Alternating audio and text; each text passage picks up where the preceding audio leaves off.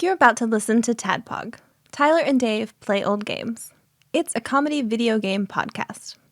We would like to stress that the hosts are not experts and are really just very crass commentators. Seriously, this is an explicit podcast that happens to talk about video games sometimes. So please enjoy this pretty okay podcast with Tyler and Dave.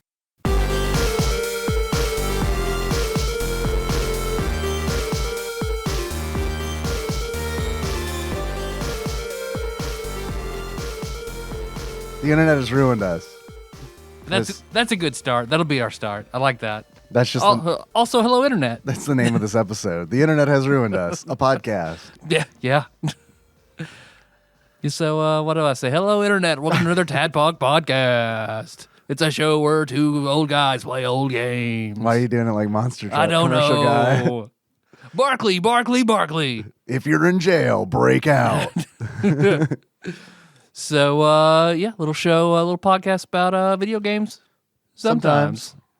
Probably not so much today, my guess. there's I have probably, truly, I don't have a lot of notes, but probably still an obnoxious amount for most people who it's good. don't really care about the game that we're talking about today. Sir Charles Barkley appreciates it. But also not enough for the people who do care. So I'm in that sweet spot of That's like two people. It's fine. That's what the people who developed use RPG Maker to make Barkley Shut Up and Jam Gaiden. Yeah. They might care.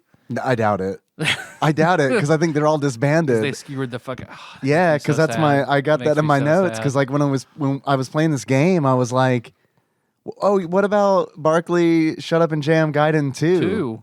That's I guess maybe not going to happen because I thought I saw it hit its Kickstarter goal. Oh, it exceeded its Kickstarter goal, like it like crazy exceeded it. Of course, because Barkley Shut Up and Jam Gaiden is amazing. It's fucking fantastic. It's an amazing game. It's hilarious. Yep. So that's what I really want to talk about again. I forgot. I've forgotten most things about it, and like forgot about Ghost Dad. That Bill Cosby stuff probably won't age super well. It definitely won't. But or super diabetes.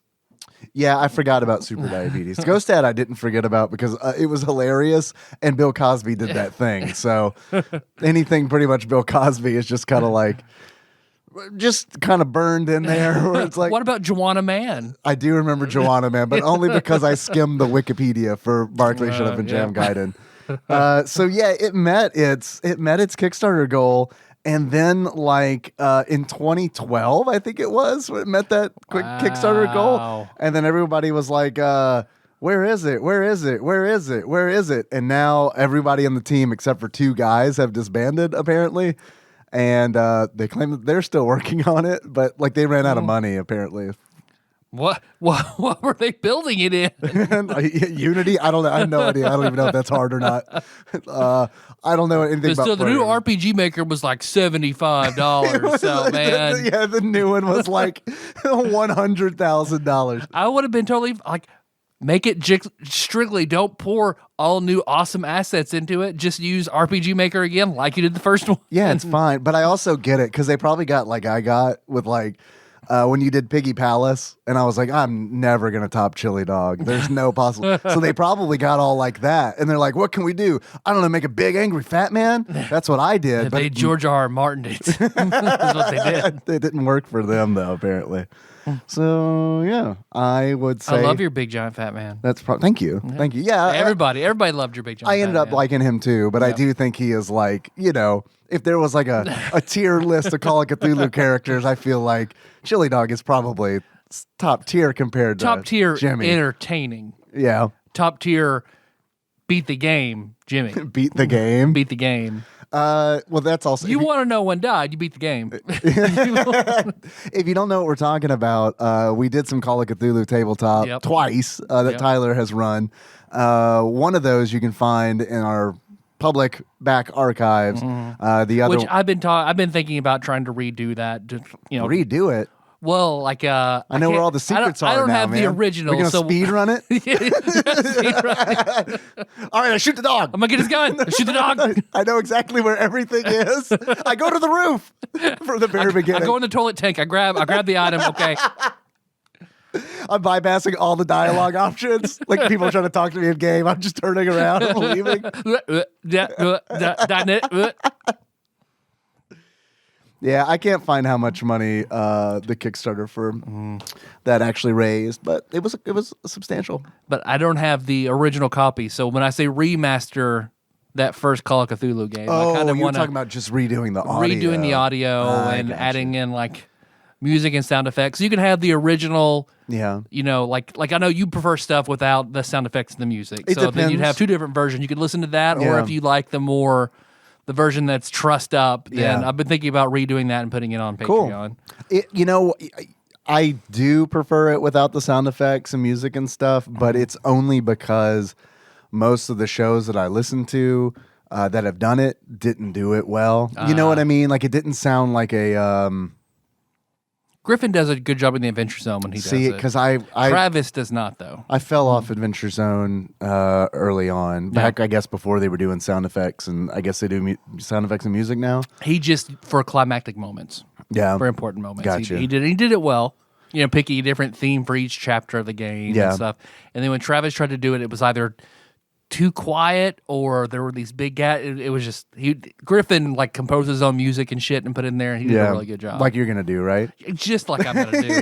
You would love my original compositions. That's like before I left here. This is so I was at home and Henry had his keyboard and he's like, "Dad, do you recognize this song?" Beep boop beep boop beep boop. And I'm like, "No, what is it?" He's like, "I don't recognize it either." I was hoping you would. No, it's going to be like, Cthulhu rears his head, and then like me trying to play "You Are My Sunshine" on my old ass acoustic guitar. I thought you were gonna mic up your toilet. Oh, I'm like Ross from Friends. Like, this is my sound. All right. Or Gabe from The Office making soundscapes. Exactly. But yeah, courtesy of the randomizer, we're Barkley, shut up and jam. Yeah. Barkley, shut up and jam. The original, the OG, not the best version. Right. Yeah. It's canon though. It is canon. You're right. It's hard to say it without putting Gaiden at the end of it. Very difficult to do that. Because it just makes sense. It does. So sometimes it doesn't, and that's the beauty of it. So before we get to all that, though, what you been up to? Well, we got a new Patreon episode up. Yeah. I mean, we just talked literally 3 days ago. We just recorded on... We don't have anything to say. We already talked about it. Yeah, I talked about... We normally wait a week. Yeah, like if you want to hear how my week went, subscribe on Patreon, patreon.com/TADPOG. Here's the short of it. I bit my tongue. I tell a story about it. Also... sleeping issues. So there.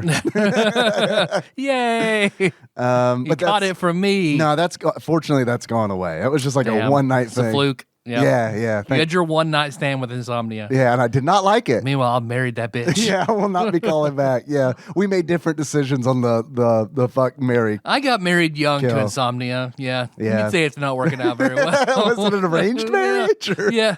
My mom set it up genetically. Yeah. But yeah, the new Patreon episode is up. It's really good. We kind of didn't think it would be because we were like, well, let's just sit down and do a thing, and it turned out we really liked it. Yeah, because because we're talking about Metal Gear Solid, and that's not a game that really like either of us are passionate about. Yeah. But it was a bounty that Usurper Grimm set, and it was really fun. Accidentally. Yeah, he said accidentally, right. Because he forgot to decrease his Patreon amount because he upped it for what was it for Command and Conquer. Yep. And then left it up for a month, so he got 2. Yep. So Metal Gear Solid, we talk about that. Don't do that. Don't do that. If you want a bounty, I don't know if we're gonna do this anymore, but just talk to us. I think don't do it like that. I've unofficially announced that it is not a thing that I want to do anymore. Good. Yeah, just because it's just because we already do a game each week that that we might not necessarily want to do. Yeah. Like maybe I don't know. Barkley, shut up and jam. For just pull that out of the air. So pulling it out of the hot Phoenix air. So it's I don't know, doing 4 of those a month and then an extra one on top of that. Just kind of sucks a little bit. And we still also want to play some good games. that we like. Yeah, and that's not to say. I mean, you'll hear what we have to say about Metal Gear Solid on Patreon, but and I mean, Hades, and Hades, yeah, quite a bit. I think honestly, like we've been talking about doing a Hades episode because we've been playing the shit out of we'll it. Make a supercut of all the times we've mentioned. Yeah, like all the times pre-recording an episode that we've talked about Hades, I probably have 4 hours. Well, I talked to Jacob yesterday because I mentioned we were slated to try to do the year in review 2020 right in a few weeks. You want to have him in the background? Well, he wants to call in and rant about Cyberpunk 2077. He's like, just give me 20 therapeutic minutes. 20 minutes on Cyberpunk? Yeah, he's like, I just need to get it. This is my therapy. I just need to get it out. You have Twitter? It's not everyone has Twitter anymore, Dave. Yeah, that is true. That is true. Not everyone has Twitter anymore, voluntarily or not. Yeah, so we're gonna try to do a year in review episode, and I mean, like, if he wants to call, that's great. It might not work out because, like, I'm planning on making arrangements to be driven here so that I can get super drunk. Yeah. So it's gonna be a good time. So I can't. I mean, I say, yeah, we can try it. We can try. We can try it. I don't know if it's we gonna might work. be shouting at a picture of you, but we'll try. Right. I mean, like, look, if I'm making arrangements to not drive, then I'm gonna get fucking sloppy, man. Yep. Like, he could come and just stay over there. Well, that's what I'm saying. Yeah. He could shout wear across, his mask right. and just yell. Right. We could be like, no, we totally got a mic on you, like we did 3 years ago when we thought that we did. But no, it's just everybody talking and then Jacob picking up from another mic. Yeah, it's good. So I streamed Phantasmagoria 2. That was good. It was a fun stream. Everyone, when I stream, dangerous stream. It's well, I think it's less dangerous than I initially thought. Yeah, because we had talked about this, how like there is nudity in that game. Yeah, and yeah. I streamed it. Cinemax bolted on quality nudity. Yeah, no, I mean Cinemax for sure. It's like and like that actress who's Bob's you see in that video. Not Vagine, just Bob's. Not Vagine. No. It's a mature rated What game. a bitch lasagna. Right. So it's she went on to do softcore pornography. And went on to do or continued to do? Maybe continue to do. I'm not sure. Yeah, I don't know what her portfolio looked like beforehand. But the theory was even posited that she may have requested that be in there in the game. So people would seek her out? Well, for her portfolio, yeah, because that was work that she wanted to do. Clever girl. Clever girl. And, but anyway, yeah, there are Bobs in it. And put these fucking tits in your game so I can write them off as a business expense. Yeah, I put tits in my camera on the Twitch stream. So I got really anxious about it, but like, apparently it's fine. Apparently it's okay. Like people have definitely streamed it before, and the game is rated mature and not adult only. So like technically, and the streams mark mature, so technically everything should be okay according to everybody in Twitch chat. So I'm thinking I'm probably gonna finish the game. I got like to the first chapter. So she insisted on that nude scene. No, I don't know that. That was a theory. If she did. How surprised must the main male character have been? Like, we're going to need you to actually do a nude sex scene for Phantasmagoria 2. Well, from the way I understand it, you're going to sit in this restaurant and kind of look at each other, take 500 takes, saying different things. Yeah. Then you're going to go hug her while she's topless. Yeah, you have to wear a sock on your penis. Are you okay with that? Already am. How else am I going to keep it warm? He looks like it, yeah. I can't put a shoe on it unless there's a sock on it. It's cold-blooded. I have to keep it warm. Which I assume people who are showers, that's how it is. Oh, that they're... I'm a grower. The people who are naturally showers, it's always, it's cold, so they just have to keep... It's out and fully cold. I was in the pool! Yeah, I think that they just have like a warming rock in a terrarium. They put it on at night, and absorb all that heat. Why don't you just hold on? Let me warm it up. Yeah. Clearly, I don't know the answer to that. Let me pack my pants with hot hands, warm it up. Right. Yeah. Hey, look, I got that. I got you covered. I got hot hands right here. Oh, so I turned the heat on. Didn't know you were that cold. No. I fucked up and I didn't wear a hoodie like I normally do because I was like, I'd be fine. So I'm cool. I got my jacket, my hot hands. These are actually, I used them once. And then actually, these are just baggies I had in my pocket. they might as well be because I used them once, and then I was like, oh, you got to put them. You got to like there are instructions for how to reuse them, and it's like, yeah, I'm never gonna do that. It's like boiling them or something. It's like, I'm never gonna do that. I don't know anybody that does that. Yeah, these worked once. Thanks. I do like the little fox. Now they're good little weird worry stones that I can just. They are. Yeah, they are weird worry stones. I always have a weapon now. Like I can throw Hot this at hands. somebody. Yeah. Pocket hot hands. Yeah. So I'm probably gonna stream the rest of Phantasmagoria 2. Yeah, good. I Yeah. was very entertained by that. Good. I'm glad. I like those streams. All right. That is because your stream of Phantasmagoria 1 was so fucking good. It was fun stream. And then like, of course you thought, okay, well, what is it? The Night Watch. The next one that you tried to do. The night that Where you flip the cameras where the ninjas celery are coming stalks in. at midnight. The celery stalks at midnight. You are talking about, why can't I remember the name of that game? Night Trap. Night Trap. Yeah. Thank you. Because Night Trap, like, okay, let's continue this ball. Let's keep this ball rolling. Not fun at all. Night Trap, no, not the same kind of Not game. fun, not entertaining. Because it would be the same game if, like, in Phantasmagoria, they were like, all right, you fucked up that FMV interaction, so you got to watch it 20 more times. Don't fuck up this interaction with Bob and accounting, Yep. or you have to do it over again. But I mean, it definitely has like that same kind of like level of Sierra adventure game bullshit where it's like, oh, I have to, I have to do shit like in weird order, and it's like, yeah, I don't know, it's very obtuse. It's a Shower with Your Dad simulator, the adventure part of that game. Oh, right, yeah, totally. Which is based on, I guess, what's that adventure game called that I've never played? Police Quest, is that it? Police Quest? I know there's Space Quest. With Jackie Chan, Police Quest, the Police Quest movie? Was that a Jackie Chan movie? Police Squad is, I believe, I think it's Police, or is Police Squad is the, we literally that's know nothing. Leslie Nielsen, that's the TV version of Naked Gun, Police Squad with Leslie Nielsen. TV version of Naked Gun? Yeah, it started off as Police Squad, which was... Wait, that thing, the whole thing started off as a TV show? Naked Gun started off, it was originally like a short-lived TV series called Police Squad. And then like it became... And then Jackie Chan was on there? And Jackie Chan was... I can't remember what the one that Jackie Chan is on a series of stunt movies called like Police something. I was about to say, let me just Google real quick. Jackie Chan police movie and see the 20 not movie Chris titles Tucker. above Bring me Leslie Nielsen and Jackie Chan in a comedy. Yeah, I'm down. Yeah, I'm down for that.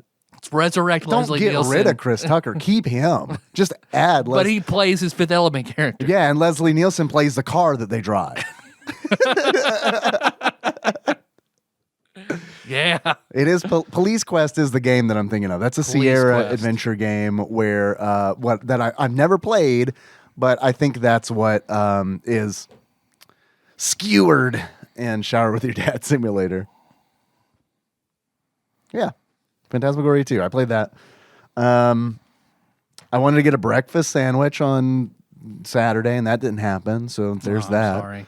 Love a good breakfast sandwich. I do too, man. That's normally like every weekend I get a breakfast sandwich. Mm-hmm. And what happened on Saturday was I woke up so late because I was up late Friday drinking and playing Phantasmagoria 2. I woke up so late on Saturday, and then I had to run out to my mom's house to help her with her phone. And it's like on the way, I was like, oh, fuck, I'll stop at McDonald's. I'll get a breakfast sandwich. Didn't really even think about the time. Didn't even look at the clock. Didn't even look at the window or the menu when I rolled up to the drive-thru. And the guy's like, "Can I help you?" And I was like, "I would like a bacon, egg, and cheese sandwich." He's like, "Sir, we are serving lunch now." Oh, you still got the shit, don't you? right. Warm it up. Yeah. I think you get a sausage biscuit all day. Is that right? I know. I thought think they were so. doing some. They have some sort of limited breakfast menu. I don't want a sausage biscuit. I think it's too plain. Yeah, It's I'm with way you. too plain. I love, man. I do love all sorts of breakfast sandwiches. 5-star gas station. They've got some good. They do have breakfast sandwiches. Greasy ass breakfast sandwiches. I can't roll with them, man.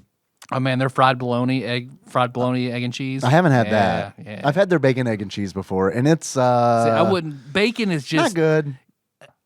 I don't like bacon. I have to make bacon for me to like it. If I go out anywhere and get bacon, especially fast food bacon, I don't. How do you like it. prefer your bacon? I do. Bloody as Conflicting. hell or burnt to a crisp? I like mine a little more chewy, a little more soft. Yeah. Nikki does too. Which that's the way I think I've told this before. I had no idea how to do bacon because my mom always just fold it up in paper towels, put it in the microwave. Here's your bacon. You're the fifth Ninja Turtle. Donatello does machines. You do bacon. Bacon soft as fuck. Of course, but she would pan fry bacon for Ryan all the time. I got microwave flesh strips. Yeah, you got to pan fry it. Yep. Yeah, you got to pan fry it. So that's why I like to put it in the oven. It's generally how I do it when I do it now. Yeah. Yeah, I remember you saying that. We have talked about this. It's easy and does it, pretty even as long as you have decent quality bacon. Yeah. But if you have cheap ass bacon that is kind of unevenly sliced, like you're gonna have some super crispy, some bits you're gonna chewy. have a bad time. You're gonna have a bad time. Yeah. I like crispy bacon, obviously. Yeah. I mean, you look at me and be like, I got like crispy bacon. That motherfucker. Yeah. You try to give that motherfucker a chewy piece of bacon, he'll spit it out. I won't, but I won't like but while I'm eating it, I'll be like, I sure wish this was crispy. Or like crispy, like, I don't know, man, there's a sweet spot where it's like crispy enough, but still has a little bit of chewy texture to it. So There's a not sweet burnt. spot. I will also eat that. Melissa likes it like burnt. That is acceptable for me, but I don't prefer it. Yeah, I don't like my bacon to taste anything like carbon. I don't like it as soft and like bacon when you bite into it, it stretches like cheese on a pizza. No, I don't that like that weirds kind me of out. bacon. It reminds me that's the bacon I grew up with. Yeah, it reminds me that I'm an animal and that I'm eating an animal. You know, like that. Yeah. I like it when it's like, oh, it's bacon. No, it's basically plastic. Yeah, I don't have to think about where this came from at all. Yeah, but when I have to rip it like I'm like a fucking lion on the savannah, it's like, no, I don't like that. That's exactly how it was growing up. Exactly. So I still like that a little bit. I don't want to taste anything burnt at all. Yeah. But I do like it more done than it was. Man, talking about like, that meat comes from animals and like, how that makes me feel, which is not great, but not bad enough to like give up meat, Yeah. I remember dreading like when Henry was born, essentially from day one. I was like, oh shit, I'm gonna have to tell him one day where meat comes from. And I was dreading it and dreading it and dreading it. And then like one day when he was 3, he saw like a drawing of a chicken and was like, chicken. And then like he saw a drawing of a chicken on a bag because he was eating chicken. And then he was like, chicken? And I was like, yeah. And he's like, oh. And he just kept eating chicken. Not a big deal at all. Yeah. Turns out kids don't give a shit. Yeah. Not until he gets his good liberal guilt going on. Then he'll care. Yeah, maybe he will. Maybe he will. I'll be like, look, son, you get the great thing is you get to choose whether or not. I mean, you can be guilty and eat it. It's fine. Yeah. No, you're fine. Because we talked about it briefly, like where I could never be a vegan. I don't think we did on the mics. Oh, did yeah, okay. I think we talked about this off mics. Yeah. People who can be vegan, respect, good for you. Yeah. I would have. That's something I would struggle with. Being a vegetarian, I think I could do that.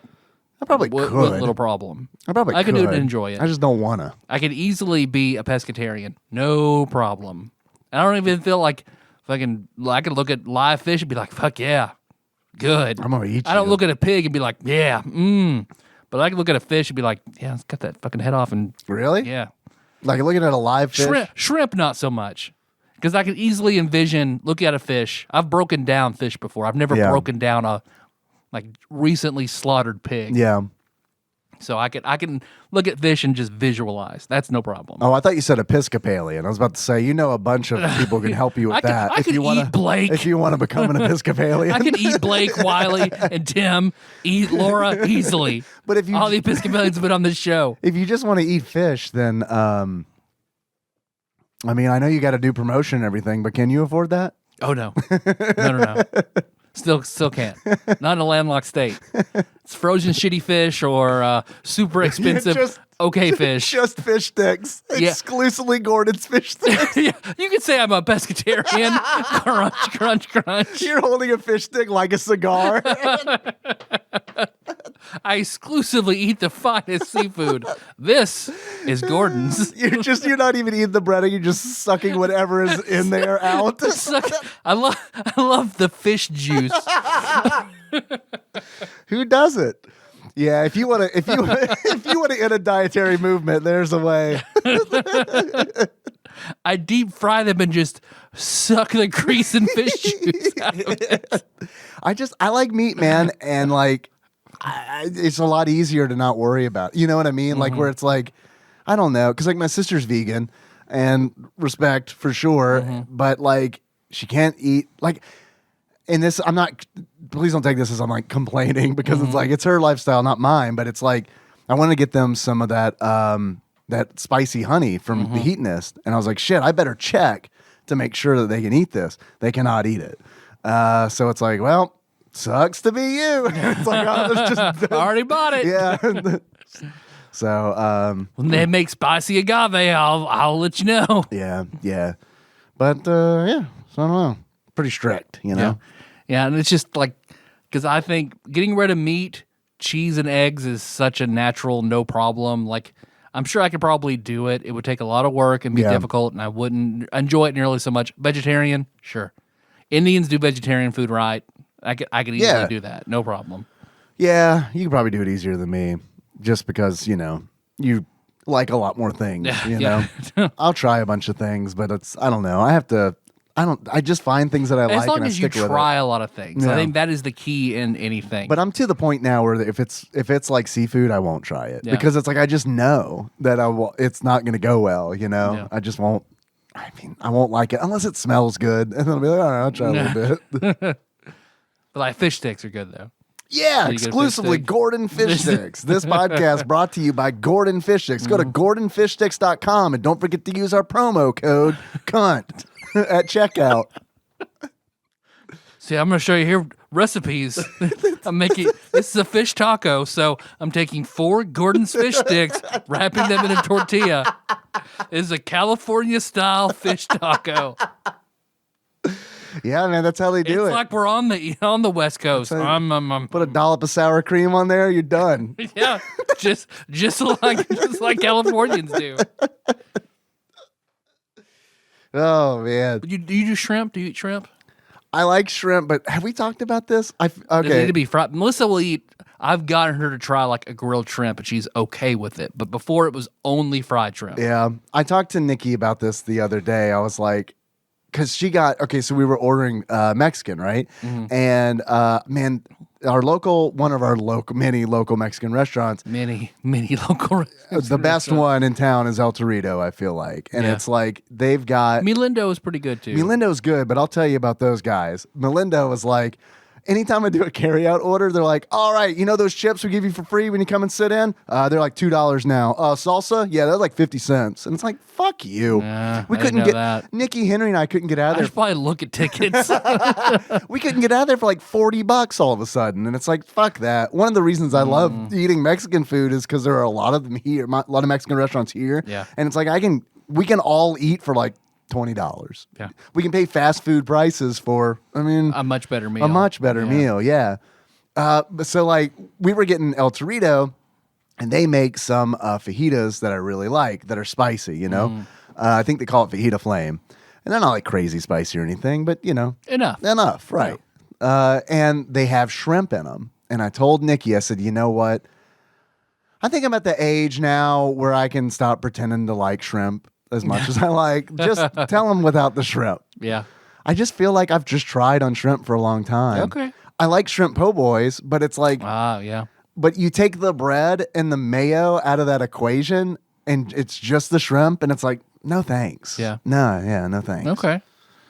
I don't know. I remember it was a weird thing whenever I was in DC. I'd never really heard of anyone really hating shrimp. I'd really like from growing up, everybody was like, oh yeah, fuck yeah, shrimp. All right. Yeah. It's almost like a Western Kentucky, Marshall County delicacy to actually have shrimp in anything. Yeah, I mean, we love shrimp. Until DC, where we go to this, I buy this magazine from the wine shop I'm working at about like DC's 40 hidden gem restaurants. And there's one that sounds fucking amazing. It's like 40 minutes away, Shrimp Town. And we go to this, it's like this Thai place in the middle of nowhere. Yeah. That was fucking amazing. It still has this floating house noodle soup, which was unreal good. Floating house noodle soup. Noodle soup. Fucking I'm light my head on fire, spicy, but also like this okay. rich, faux like which pho's not Thai, but it was similar to that. Yeah. Pho's like Vietnamese, right? Yeah. Yeah. Or pho. Pho, I don't. right. I don't like Yeah, saying yeah. pho. Like pho is so much more gratifying to me. Sure. But I know before I'm corrected. Yeah, we both know. We just like to say things. Just like like ignorant Southerners. Sweetican. Yes. Yeah, we prefer it. So we prefer it. We know better. We just like we it. just choose to sound dumb. Yeah, right. Everybody around Kentucky, we just do what feels good. Alternate facts. That is not what we do in Kentucky. We rarely do what feels good. As indicated by all the things that we have not legalized. You're right. It took like forever. We do what Jesus says feels good. Right, what Jesus says feels good. Yeah, it's true. That is on the flag. Unless it's sex and beer. Right. Then everything else Jesus says feels good. It took forever to get beer in like so many counties here in Kentucky. Yeah. Uh-huh. It's so bizarre. Yeah. Especially like the county that I'm from, like took one of the longest. Yeah. We do whatever feels good as long as it's grammar. Signed, Kentucky. Or the county we went to college in was dry. Yeah. So you had to drive to Tennessee to buy beer. Yeah. So that place is gone now. That first stop, place. What about Spiders? Do you remember Spiders? God, Spiders. Spiders was the divest bar of all dive bars. It was like an airplane hangar that had been converted into a... So weird, man. And like the guy... Girls Gone Wild was there for 3 minutes. Were they really? Yeah. Oh. They pulled up the bus and they got out because they made a big deal about it. and then got back on the bus and drove off. They were like, no, we don't want to see any of these. No. I mean, we're skeezy, but we're not like that skeezy. We're out of here. Yeah. Yeah, I remember when I was working at Office Depot in Murray, it was like I was working and then like this guy came in with like only thing I can honestly remember about this guy is that he had a short sleeve shirt on and he had spider web tattoos on his elbows. That's all I can remember. Yeah. And he asked me a few questions about a printer and I answered those questions. And then he did not buy anything because I'm a terrible salesperson, especially on Office Depot. I do not give a shit about where it's like, yeah, man, you know where you can get this cheaper is this place. You know, like, what's the best printer? I don't know, one from Walmart. Yeah, not one from here. I don't care. They make me do this. I'd rather stock shelves. I don't know. What do you want? They're going to fire my friend Jacob in a few years, so I'm preemptively already just don't like this place. Right? You need me to go in the back and move some boxes around? Cool. You need me to hide behind the wall in the false wall? Yes, I can do that too. Yeah, perfect. Until I'm paged and then I scurry out. I helped him and I was like, and then until Tyler and Jacob show up and want to get copies of the D&D manual for character sheets. Yeah, and I'll make you pay for them. So they're like, that's fine. They're cheap enough. I took no offense. I feel like I was given a little bit of shit for that back in the day. I was pissed off at a girl I knew who wouldn't give me extra meat when she worked at Subway. I was like, it's just fucking right there, man. No one's gonna know. Like, if you were to print off something not collected, they would see that. Yeah. I'm already paying for the sandwich. Just put like a little more ham on there. To be fair, in my defense, the lady who managed the copy and print center was very meticulous about and loved her job. Uh-huh. So, I mean, that's great that she loved her job, but it's not great when you're covering for her. Because that was always a fun. It was just go through the transactions. Oh yeah. Oh God, yes. Yeah. Oh God, yes. Yes. And Jacob carried that disdain of Office Depot policy. Yes. So I helped the gentleman. Let's put that in air quotes. I helped the gentleman who had the spiderweb elbow tattoos, and he left. And then people started coming up to me, and they were like, "Do you know who that is? That's Spider from Spider's Web. That guy, a guy owns that place." It was like brush with fame. Oh, really? Now, what is Spider's Web? Right? No, I had been there at that point. I remember going there very, like, underage, young,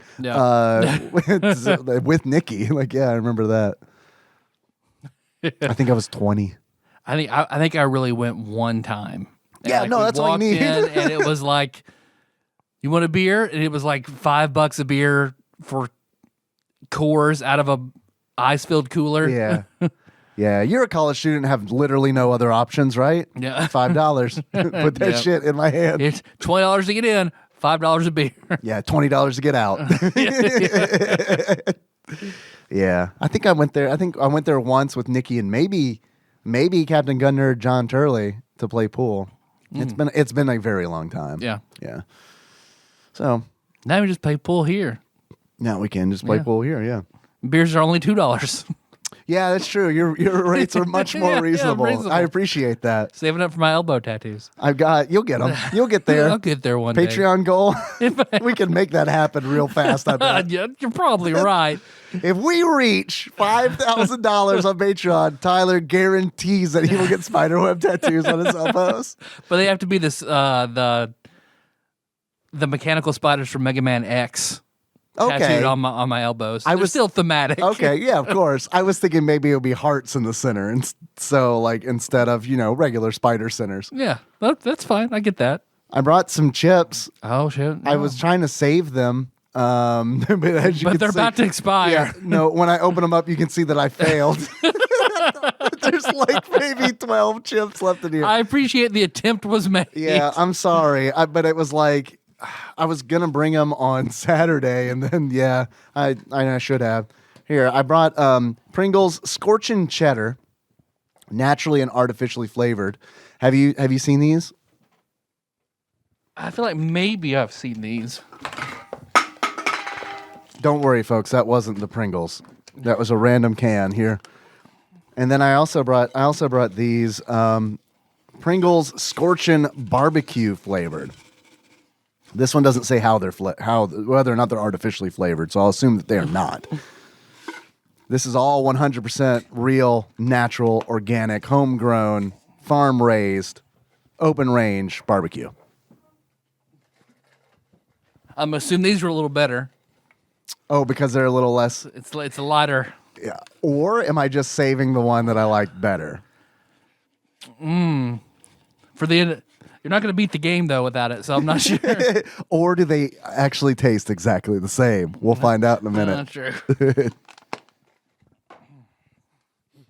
So, and I know we have a big box of stuff that we're going to do a video of us eating. do a video, but yes. I don't want these to expire, so that's why I brought them. That's fair. So this is the... And these are, you have to watch these as much as we'd have to watch, like there's ramen and curry and everything in that bag. So this is the cheddar one. Mm-hmm. Okay.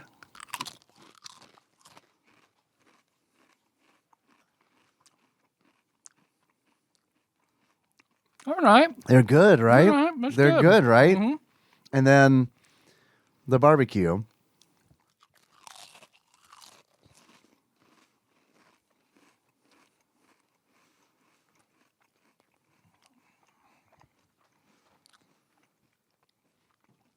What do you think?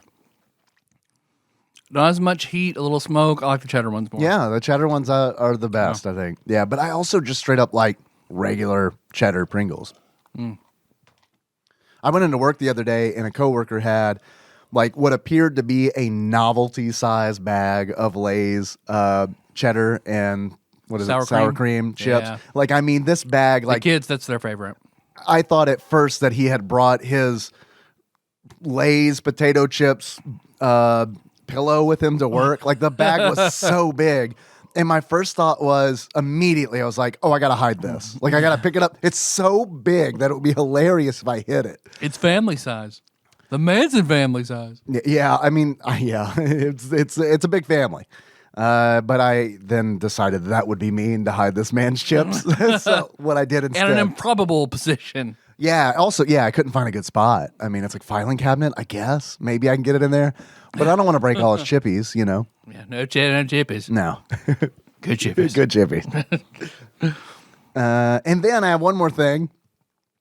There is a game out on itch.io that is amazing. It's free. What is itch.io? It's like a site where you can. It's a site where you can buy a bunch of indie games. They have a bunch of indie games on there for free too. It's like indie developers just kind of post there. You can like a lot of things. You can get a lot of things on there. Like, and usually, like if you're thinking about like buying a game on Steam or something like that, check itch.io first because good chance you'll find it free or cheaper or DRM free. Oh. So itch.io is fantastic. There is a free game on there right now that I posted about in Discord to no one who cared, because I didn't even register. But maybe someone listening out there will be in that same sliver of the Venn diagram as I am. There's a game on there called Return to Castle Monkey Ball. It is a mashup of Wolfenstein 3D and Super Monkey Ball. You play as, it's fucking amazing. It is amazing, dude. It is, and the fact that you can play it in a browser makes it's perfect. It's what it needs, because it's it's fun enough to just play in a browser, but it's not fun enough to be I'm going to download this and install it, And all that it is, it's Wolfenstein 3D levels that you play as a tiny BJ Blazkowicz inside a hamster ball, a super monkey ball, and you just run around the map collecting bananas and treasure and ram into Nazis as fast as you can. All right. And there's a time limit, and you try to collect as many bananas and treasure as you can before the end of the time limit. You can die. The Nazis can shoot you to death if you don't ram them fast enough. But it is so, it feels so good to just, get going full speed down a hallway and just, a Nazi shooting at you. And just slamming right into them. They have the star animations from Super Monkey Ball and everything. It is hilarious because you're super tiny, so your limbs are moving really fast. It's amazing. Highly recommend. Link in the show notes. Highly recommend. It's amazing. How was your last few days? I had some good Hades runs. Some good 80s runs? Yeah. And one very, very disappointing one. What happened on your disappointing? I ended up having I'll cut this for our Hades episode. Okay, perfect. Yeah. I had the shield, and then I had an amazing run and combination of Artemis and Demeter, and I was tearing shit up, but I had turned on plus 400% traps. Ah, yes, and the heightened security or whatever it is. And I had fucked up I would just barely step it, especially when you're trying to get on the raft that takes you for the level. If you overshoot a little bit, and then half my hit points were gone. And then I had extreme measures turned on, so fighting Lerny, where it's just lava everywhere, trying to dash back and forth. Went through in Asphodel, went through my 3 Death Defiances right there. Good God, I hate when that shit happens. Man. I hate when I lose a Death Defiance pre-Temple of Styx. Yep. Usually when that happens, it's and what really sucks is when it happens after you meet Patroclus, who is oh, I had all my Death Defiances, I met him, and then in the next room, I lost one. Yep. And it's God, fuck. I hate it whenever I could have saved that run if I had run into him, but of course I didn't. Yeah, no, you never get it when you really, really need it. And I was doing really, really well until I made it through. Because I was dealing crazy amounts of damage with their 2 boons. Because I had powerful critical crystals dropping, and I love those crystals. If you're chilled, I got their legendary duo, masturbation crystals. Crystals. Because I had their legendary. That's when I got their legendary, the legendary Demeter boon and the legendary duo boon between the 2 of them. Nice. And that was very nice. And then I was tearing shit up with the shield, damage output I don't know if I've had before, and then I got to a room with a bunch of rats and satyrs and the dropping axes, and that was it. Just the traps and shit. The traps really hurt. Yep. Because it's just too much. I love getting the sure footing, which after you told me about it a couple weeks ago, I started picking up when I'd find it, especially when it's epic level, when it's purple, because it's for those 90% reduction. Right. Yeah. For those who don't know, it's 90% reduction for traps. So it's it changes the way that I do runs. When I have that boon, Temple of Styx is great. I just spam all the trap buttons while I just use whatever dash around, and throw shit. Yeah, whatever homing I've got, I'll start using. Man, I was saying this today on Discord. It's I cannot believe it took me until last night, essentially, to learn that Aphrodite's Greater Call is essentially a fucking nuke. I mean, it's I didn't know. Because it's like, I don't know that I had ever used it as a greater call. I'd used it to charm enemies. But if it's a greater call, it's like I was dealing like 4,000 damage versus bosses. Her and Aphrodite have really good, like one big hit. Who did I say? Not Artemis. I meant Aphrodite. I mean, her and Artemis have the best huge one hit. I've used, Artemis's before. But again, maybe I just wasn't saving it for the right time or whatever. But have you ever gotten Aphrodite's legendary? Her legendary summon? Her boon. Call? Her legendary. For which one? It's just her singular legendary where it's something overt fixation or to where they get you'll charm an enemy into fighting for you, and it works on bosses. So I'm sitting there fucking hitting the bull of Minos, and he just like stops with hearts over his head, stops attacking me for like a few seconds, like that's enough for me to really tear and lay another one on him So I've been able to do that, but I wasn't sure. I'm not sure what will allow me to do that. Yeah, I bet you had that. Maybe you had that boon. Yeah, probably had it and didn't realize it. But I'm still mad about that. So the only legendary boon I haven't gotten is still Zeus's, and I've been like really cranking into Zeus, but it's just not popping yet. So it'll happen. It'll happen. Yeah. It'll happen. Meanwhile, I just have to save up like 50,000 gems. What are you saving up gems for? Just to redo the house. Oh, I got you. I was curious if you're doing like the badges or whatever from the. I'll do that after I decorate the house. That's how I feel too. Yep. Yeah. Like there's a purpose to those. The titles are just nothing. Yeah. So eventually, I'm still collecting darkness. So I'll be collecting darkness for a long time. Even though I've gotten pretty good at getting them because it's like I've got that mirror bonus where you pick up darkness, you gain health, and that's much better than the one where you get 3 per room. Yeah, totally. And then I've got the one that allows me to. I can't remember if it was I can't remember what reward it was for, but essentially I get like a plus 25% bonus to gems and darkness when I collect them. Oh, from your weapon? Like that dark right. thirst? Yeah, the dark thirst. So like I'm always rolling with that. And then that's pretty much what I do. Whatever weapon that pops on is what I'm using. Which I think is a good way to do it because you kind of you don't improve. Focus on just one. You improve on all of them. And I don't know, it just kind of feels more organic that way. But I say that, but also like there are times where it's like where I got like the sword and it's like, whoa, I haven't played with the sword in like 2 weeks. Yep. Because there was one where it's like, dude, it was amazing, man. Because that was the case. Like I hadn't had the sword in so long. The sword hadn't been the dark thirst one or whatever. And like it popped and I grabbed it. And when I went to set the heat level, it was like, oh, heat level 2. That was so much fun because I just fucking burned through that run. It was just like, oh, this is great, man. I'm not stressed out and frustrated. Yeah. Over trying to pick like which way I'm going to try to fuck myself over the least. Yeah, you can do a lot with those. The ones that you add additional things to the bosses. Yeah.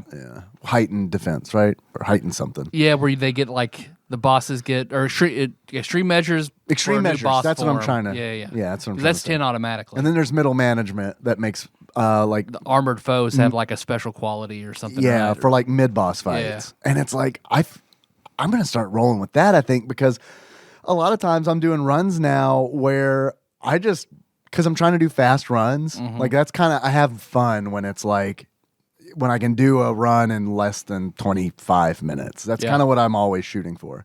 And because of that, it's like a lot of times I'll be like, oh, and I'm not going to do that boss room. And I'll use like the I can't remember the ability where you change what the room is. Yeah. Whatever the reroll. I'll use that. And it's like, man, if I just did a pact where it's like, yeah, man, pump up those mid-boss fights and just never do mid-bosses. Yeah, it's true. Yeah, anytime you see a skull, just reroll. Yeah, reroll. Or don't do it. Yeah, or go to the other door. Yeah. But see, then I don't know how the game works. I don't know if you pick that pact, they're like, oh, guess what? Now there are a bunch of boss rooms, Oh, I guess, I don't know. I've rolled with it a few times. I never paid attention. You're right. I haven't paid attention to it either. I've rolled with it once to fulfill the prophecy of doing all of the packs. But other than that, it's pretty much been extreme measures. Yeah. And the speed running one, the tight deadline or whatever. Yeah. Oh, I was also I got Athena's legendary boon the other day. Yeah. That was very cool because it's a constant, like when you deflect, you get that shield around you. Yeah. It's constant. So it negates 1 hit per 20 seconds. Oh, that's awesome. So it's just the shield's constantly floating around you. That was a fun run. Do they each only have 1 legendary? Is that how that works? Yeah. Okay. So. Okay. I got you. Because I thought that. I guess they had the legendary and then their legendary duo with however many other. Okay, so I guess heroic is the top tier of like the that regular. You can level boon. something up. Gotcha. Yep. Okay. Because I don't think you naturally. Well, no, you can.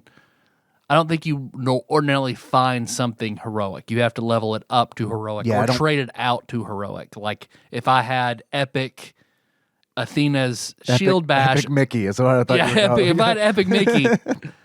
Oswald. Then you can trade it out for epic Oswald. Yeah. And then if I run into like Poseidon's, we'll then have a heroic title smash that I could then swap that out. But I think you have to have like the palm or the nectar from Asphodel to get something to heroic. Or that rare crop. I love rare crop if I get that early on. Oh, yeah. Demeter's. Yeah, that's pretty sweet. It is really, but you do have to get it early on. Yep. And it's like what I'm always like, man, she'll pop, even if it's in Tartarus, the first level, it's like, man, I'm not going to have my boons are going to be shit when I have to fight the first boss. Yep. And it's like, God, I don't know that I want to lose a Death Defiance. And I think Megara with her sisters is harder than Lurney, and at this point, I think harder than Elysium too. I haven't done extreme measures on Elysium yet. No, because honestly, I think that's almost easier, less frustrating. Except for Asterius. Asterius is harder, but I think it makes. I haven't had to do it. Theseus easier. I haven't had to do it yet because like doing extreme measures on like 1, 2, and 3 puts you up at like heat level 10 or something, doesn't it? All of them will put you up at all of them? 4, I believe. Oh, then what the hell was I doing? If you do it at Hades himself, I think that makes it level 10. Oh, okay. But that's just like I remember that was the first time I did it. I was like, "Fuck yeah, that's all I have to get to heat level 10 is just 4 extreme measures fights." Yeah, I'm still on like extreme measures, somewhere between 4 and 5, depending on the weapon. Maybe 6 on one of them, but I don't get to play that game as much as I'd like to. Yeah. Just honest. Me either, and I play it too much. Yeah. Well, I mean that's good. You're enjoying yourself. Yeah, no, I really am. Like I haven't felt this way about a new game since Rogue Legacy. Barkley, shut up and jam. Barkley, shut up and jam. Yeah, we're 51 minutes in, so we could probably talk about Barkley, shut up and jam. If you want to, for like 2 minutes. If you want to, I mean, like the reality of it is. There's not a whole lot really to talk about. No. Barkley, shut up and jam, but we can try if you want to. Yeah, you hear that, Dave? I do hear that. It's a segment that we like to call Dave Asks Tyler if Tyler will read something from the manual. Yep. Because I really, really, really enjoyed last episode, Run Saber, you reading the story. Honestly, I feel like it set the whole tone. Epic countryman. Yeah, Bruford, you gave us the gift of Bruford, and like I feel like that is, I don't know, man, that set the tone, and I loved it. So what I've got is I've got the manual pulled up, and this is from the page entitled Introduction. This will just give everybody an idea what this game is.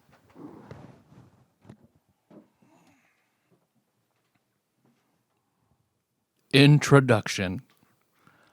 Welcome to the most exciting and intense basketball game available today. That's a lie. NBA Jam had already come out. That was yesterday. It's today. All right. That is a good point. Featuring... Literally, they came out this day. They came out released to this very day. I mean, we know people are actually playing basketball, the game, right now, which is better than this game, but basketball came out like 100 years ago, so... Featuring the round mound of rebounds, Sir Charles Barkley. Who I mistakenly called the large mound of rebound at the end of our Run Saber episode. To which Phil scoffed. He's a rather large mound. Yes. Not then, but now. Now, he's a lot rounder than he used to be. I mean, look, I'm not making fun of him. It's true. But I mean, it's just the truth. Don't work out. What I read that like people kind of got mad at Shaq because he didn't take care of himself like at all. Didn't work out. Didn't do shit. I wouldn't either. He would start every season like fat I see. Shaq. I got you. You mean And then while by the he was time he got playing. to the playoffs, he was fucking svelte. Right, I got you. Because I was about to say, man, look, if I was a millionaire, I would not give a shit about my body. Kick me off this team then. Yeah. Go ahead. Do it. I'd be like, I got some donuts around my waist, but sure, go ahead. Do it. See what happens. I could beat these bitches fat. I mean, yeah. It's going to make his I'm legs going to own stronger. Papa John's in 20 years. Does he own Papa John's? He's a majority, he owns, he's on the board, owns all sorts of the restaurants. Shaq is invested in Papa John's. No shit, especially after all the shit with Papa John. With Papa John. Who's like the worst human. From the humble beginnings of Dr. Charles Naismith. Man, I just said. I know. I was waiting for I knew this was coming up. Placing a basket on a gym wall. Over 100 years ago, basketball developed into the slam dunk. 3-point, high above the rim sport that's played on the streets and in the arena today. Italicized, shut up and jam. Combines top-notch graphic action with a smooth interface. They've already sold the game, by the way. You don't get to read the manual before you buy it. This is the most toxic masculinity sentence. I know. Go for it. Smooth interface and plenty of options. Forget all that sissy foul calling stuff. Forget the rules. This is the streets. Yeah. The competition is tough. This is Red Rocks. Yet, for some reason, when you do play this game, it is in an actual basketball court. Sometimes. If you're in Phoenix. Because that's Charles Street. That's Sir Charles Street. This is my street. Yeah, all the other ones literally are outside on playgrounds. This is the large mound of street. Round, please. The great D of Stonewall. The power moves of Chile. And the 3-point range of, here's where we dial back some of that toxic masculinity. The 3-point range of Sweet Pea. These are all characters in the game. All will challenge you. Unless you play as them. You see, we didn't want to fork over the license, so we try to make Chili, Sweet Pea, and Stonewall sound really cool. Well, there is kind of a legitimate reason. I don't know if it's the real reason, but one that could be argued as a legitimate reason is that Barkley was like, this is how I used to play. And I know that when we would play, there'd always be these legendary people that would play in neighborhoods. Yeah. And it's like they were just known by their nickname. Yeah. So that's his reasoning for, and that's his reasoning for it. If you're curious, come against the ball handling skills of child molester. If you're curious how I know that, it's because in that instruction manual is a 2-page spread of the experience the developers had with Charles Barkley helping to develop this game. And there are photographs of Charles looking annoyed in office, like looking at sheets and stuff. Well, why is his nickname Sir Charles Barkley? Because he's what do they call you? You call me Sir. I don't know if you knew he was a knight or not. You give me $1 million and you call me Sir. Did you know that in Final Fantasy IX they based Steiner off of Charles Barkley? It makes sense. Yeah. You can see it now that I mention it, right? You're right. Yeah. And I'm trying to think of any character from Final Fantasy IX. I can't. Did you know that in the Selfie Timmett from Final Fantasy VIII is based off Mugsley Bogues? Yeah, very few people know Very that. few people know Very that. few people know that. Kefka was Magic Johnson. I mean, this just goes on and on. I mean, what do you think that tower... Saban is Patrick Ewing? Yeah. What do you think Kefka's tower at the very final battle is? That's people he's fucked. That's what happens. That's AIDS blood.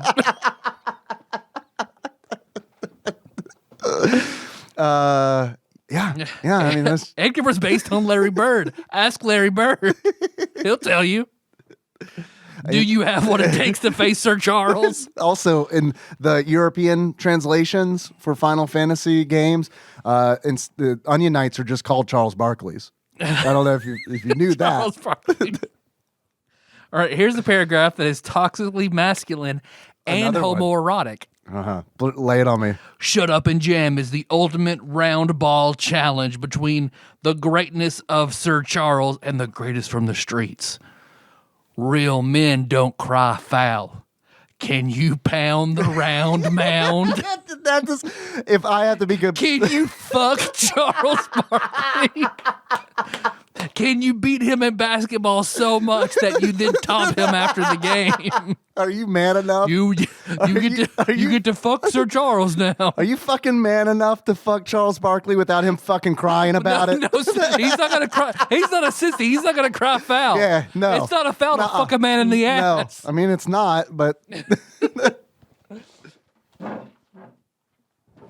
All right. But yeah, if I had to be completely honest with you, I didn't want to reveal this beforehand, but that very last line was the whole reason that I wanted you to read this. It's good. It's good. Just because everybody needs to know that in the instruction manual, there is a sentence that says, can you pound the round mound? It implies that you should fuck Charles Barkley. or Yeah. just a round mound. Just fuck more fat people. They deserve it. Or just mounds. Mounds. Also, I want to point out that this instruction manual has a very cool brick pattern in the margins with spray painted graffiti that say things like no drugs and school rules. No drugs, no Jesus. Which, I mean, okay. I mean, that's great. Sure. It's the DARE era. Yeah. It's the DARE. Yeah. I mean, yeah, but I don't know. I watched a big thing over what a fantastic failure the DARE program was. Yeah. And how it actually drug usage went up. Turns out teens just didn't respond really well to authority figures dryly telling them to not do drugs. Yeah. It went the opposite and it encouraged curiosity completely. But people refuse to believe that it doesn't work. So even millions were being poured into it. Yeah, we're just not spending enough money on it. Yeah, we need to put more into it. Just wasted millions upon millions of dollars. Jeff Sessions, one of the biggest proponents, put millions and millions of dollars into it. I mean, I'm not gonna I don't know how effective. I mean, because I haven't read this, but I can from I don't know, just personal experience. I remember them coming to school and teaching us about it. I think it's a good idea to teach kids about it. I mean, but I do think it is weird to be There's another program that they've come out since that's much more successful. Because I do think it is weird to be all right, now that we've told you about heroin for 15 minutes, I need you all to sign this card so I can get the fuck out of here. Yep. I had one kid in my class who would, because we had a box where you put questions and stuff. Yeah. He would fill it with fake joints. Fill it to the brim when the sheriff would come in and get those questions out. That's pretty funny, actually. Yeah. I mean, pretty good for a fifth grader. Yeah. Yeah. Because I was like, and a joint would be? That just looks like twisted paper. I don't understand. Do you remember, you might not have ever done this, but taking a straw, and taking the wrapping off of a straw without tearing it and then blowing into it so it kind of inflates like a long balloon kind of deal and then tying off the end and then pretending that it was a joint. It was hilarious. Oh, yeah, people loved it. Sounds pretty good. And a lot of people were like, why is that joint so long? Why is that fake joint so long? It's a Cheech Marin. I enjoy it. I would get a piece of gum, carefully extract the gum, and keep the wrapping perfectly intact. Oh, yes. I know hey, you want some gum? Oh, it's not real gum. Not real gum. It's a wrapper. Fuck you. Yeah. Do kids still do that? I feel like that was a pretty common. Probably. That was a It's common legendary. one. Yeah. Yeah.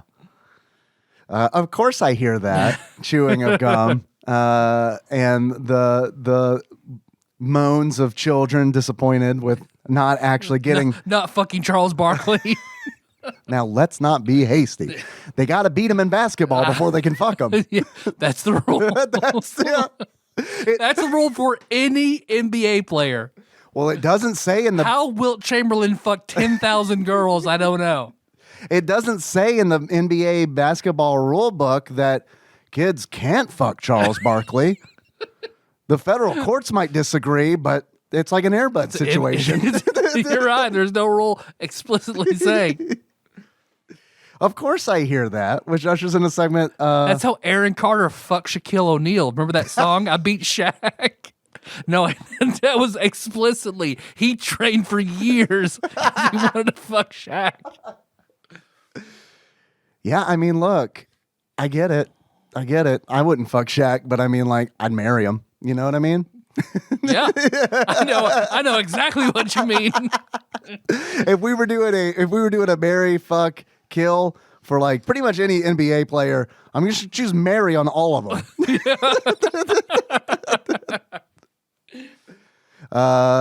Of course I hear that, which us in a second, but we like to call. Well, if I had to fuck one, it's probably at least got to be Shaq, because that's just got to be like just a monstrous penis, right? You would think. I would think so. That's what I would think. Although he has a very tiny girlfriend. Then again, that doesn't mean anything. That doesn't necessarily mean anything. Yeah. So like, I don't know. I need to find out how big Shaq's dick is. I don't know. Yeah, listeners, if you could tell us, somebody find out how big Shaq's dick is for me. Yeah. Man, when she's fucking him on top, is it like she's riding a carousel? or just like a life raft. All greasy from pepperoni from his new Papa John's endeavors. From Papa John. From Papa John. He hugged Papa John. He's forever greasy. Right. Papa John, I need more lube. I'm going to need you to hug my gigantic penis. Come here, John. You know the score. This is your punishment for being racist. Hug my giant penis, lube it up. I'd let you fuck me, but you've literally never beaten me in basketball. Sorry, it's the rules. It's the rules. Charles Naismith 100 years ago established it. Do you remember the little water games that we had that were out when we were kids? I don't know if this exists anymore, where it was just like essentially imagine a Game Boy. Oh, the nearly impossible hoop on a filled with water, Yep. and it's like you got to like do a little flip thing, a lever on the side to try to get a basketball in a little hoop. Yep. And if there's more than one basketball, it's like, well, once one goes in there, you're not getting that second one in there. Yep. Yeah. Wikipedia. Barkley, Shut Up and Jam! ! Is a basketball video game originally developed and published by Accolade of Brett Hull hockey fame. I'm sure you remember, which we covered in July. I do. For the Sega Genesis.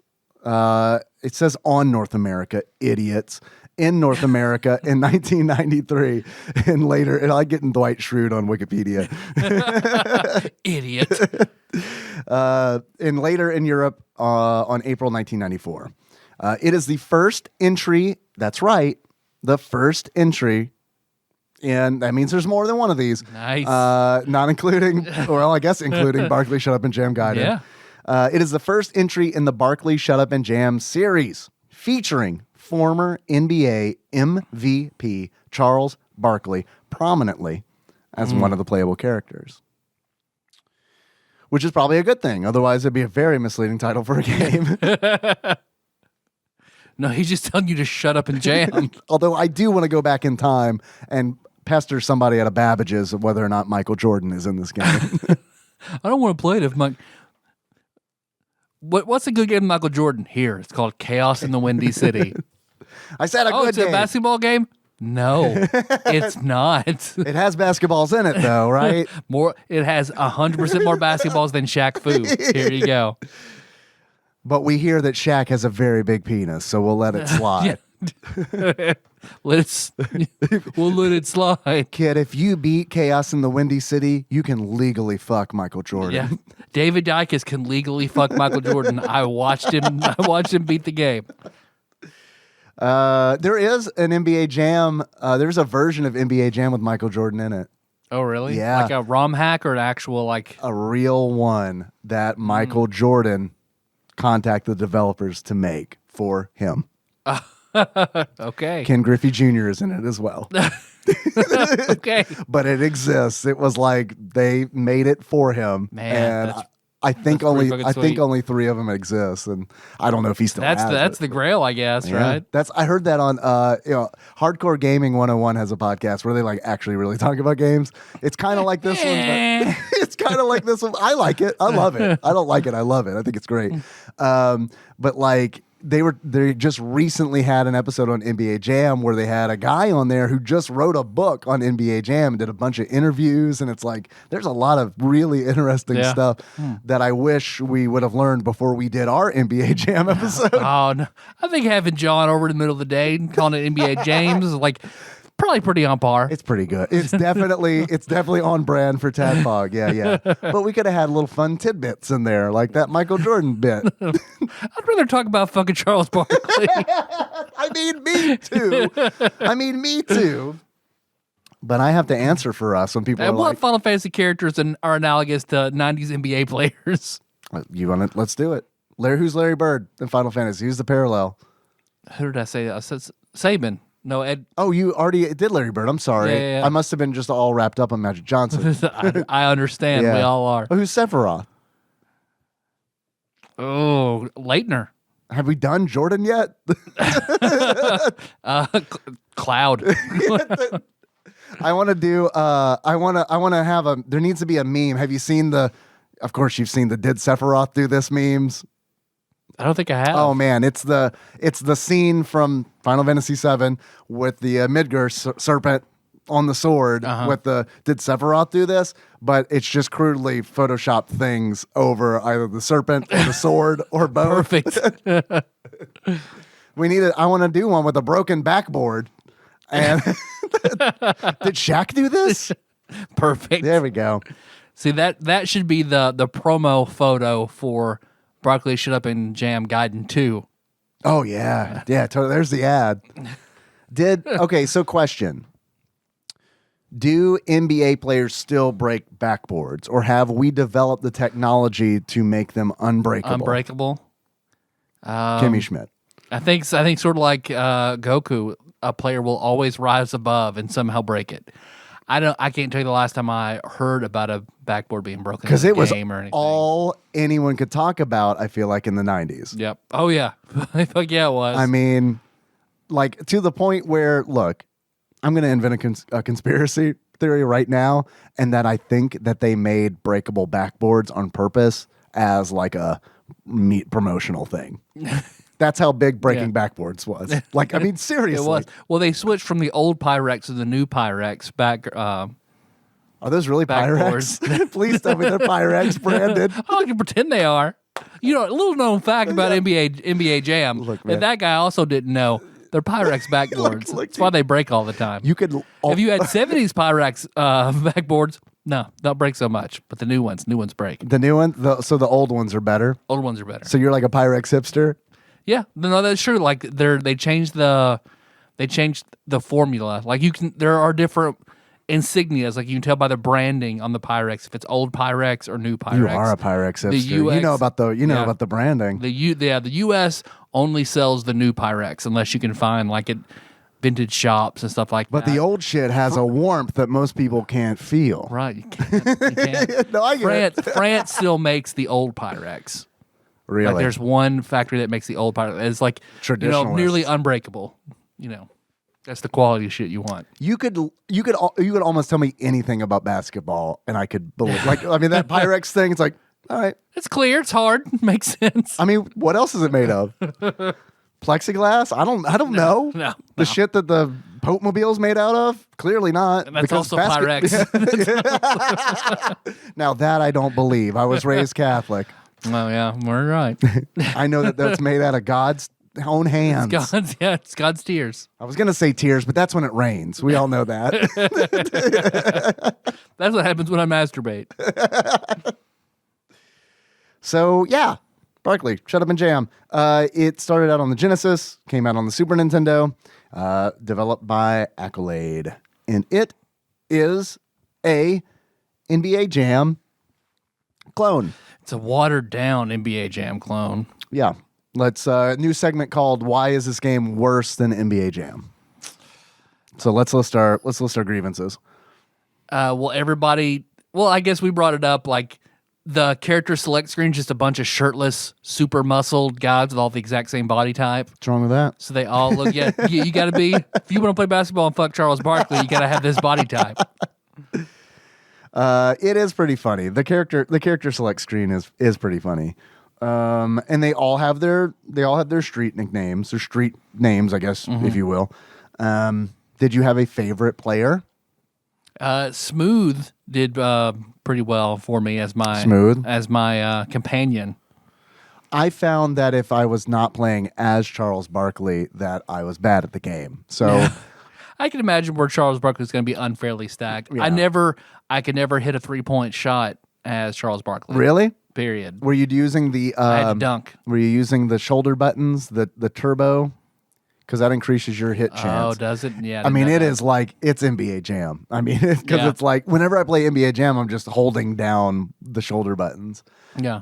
There's nothing fun and comical about it, like all the fun and comical stuff, except for some of the dunks. Like all that was kind of stripped away. Yeah, I mean, there's like windmill dunks. Yeah, I mean, really, nothing's on fire. No sneakers are glowing. No one heats up. Yep. No. Charles Barkley. I will say this: the Barkley Factor. New segment called the Barkley Factor. Perfect. In the Genesis version, Barkley will say, "Get the damn ball," and I will say, "That's pretty fucking cool." Ooh, yeah. That is pretty sweet to hear that. Apparently, he was aggressive. He spit on a girl. I don't know if you knew that. No. I found that out doing research for the show. All right. Yeah, he did spit on a little girl at a game. That is a thing that happened. Did it say why? Well, he was being heckled at a game and decided to just spit in that general direction. Oh, yeah. Roll the one. And roll the one and spit on a little girl. All right. And he was suspended for one game for doing that. Did he have to apologize to the little girl? He did apologize to the little girl. And then I found out, Tyler, that he and that family are still close friends to this very day. All right. Well, I guess I'll let Charles Barkley spit on Kiddo. We can be friends for 20 years. But she is not beating him in basketball. No, you're damn right. Dad, I'm gonna play Charles Barkley. No, you are not. No, wait, you're still not good enough to beat Charles Barkley. It's fine because he won't let you win. It doesn't matter. No, he won't. He can't. He made a the deathless curse from Harry Potter that he always has to give it his best. If he doesn't, he would die. Sweetie, you can play Charles Barkley until the point that you are no longer terrible.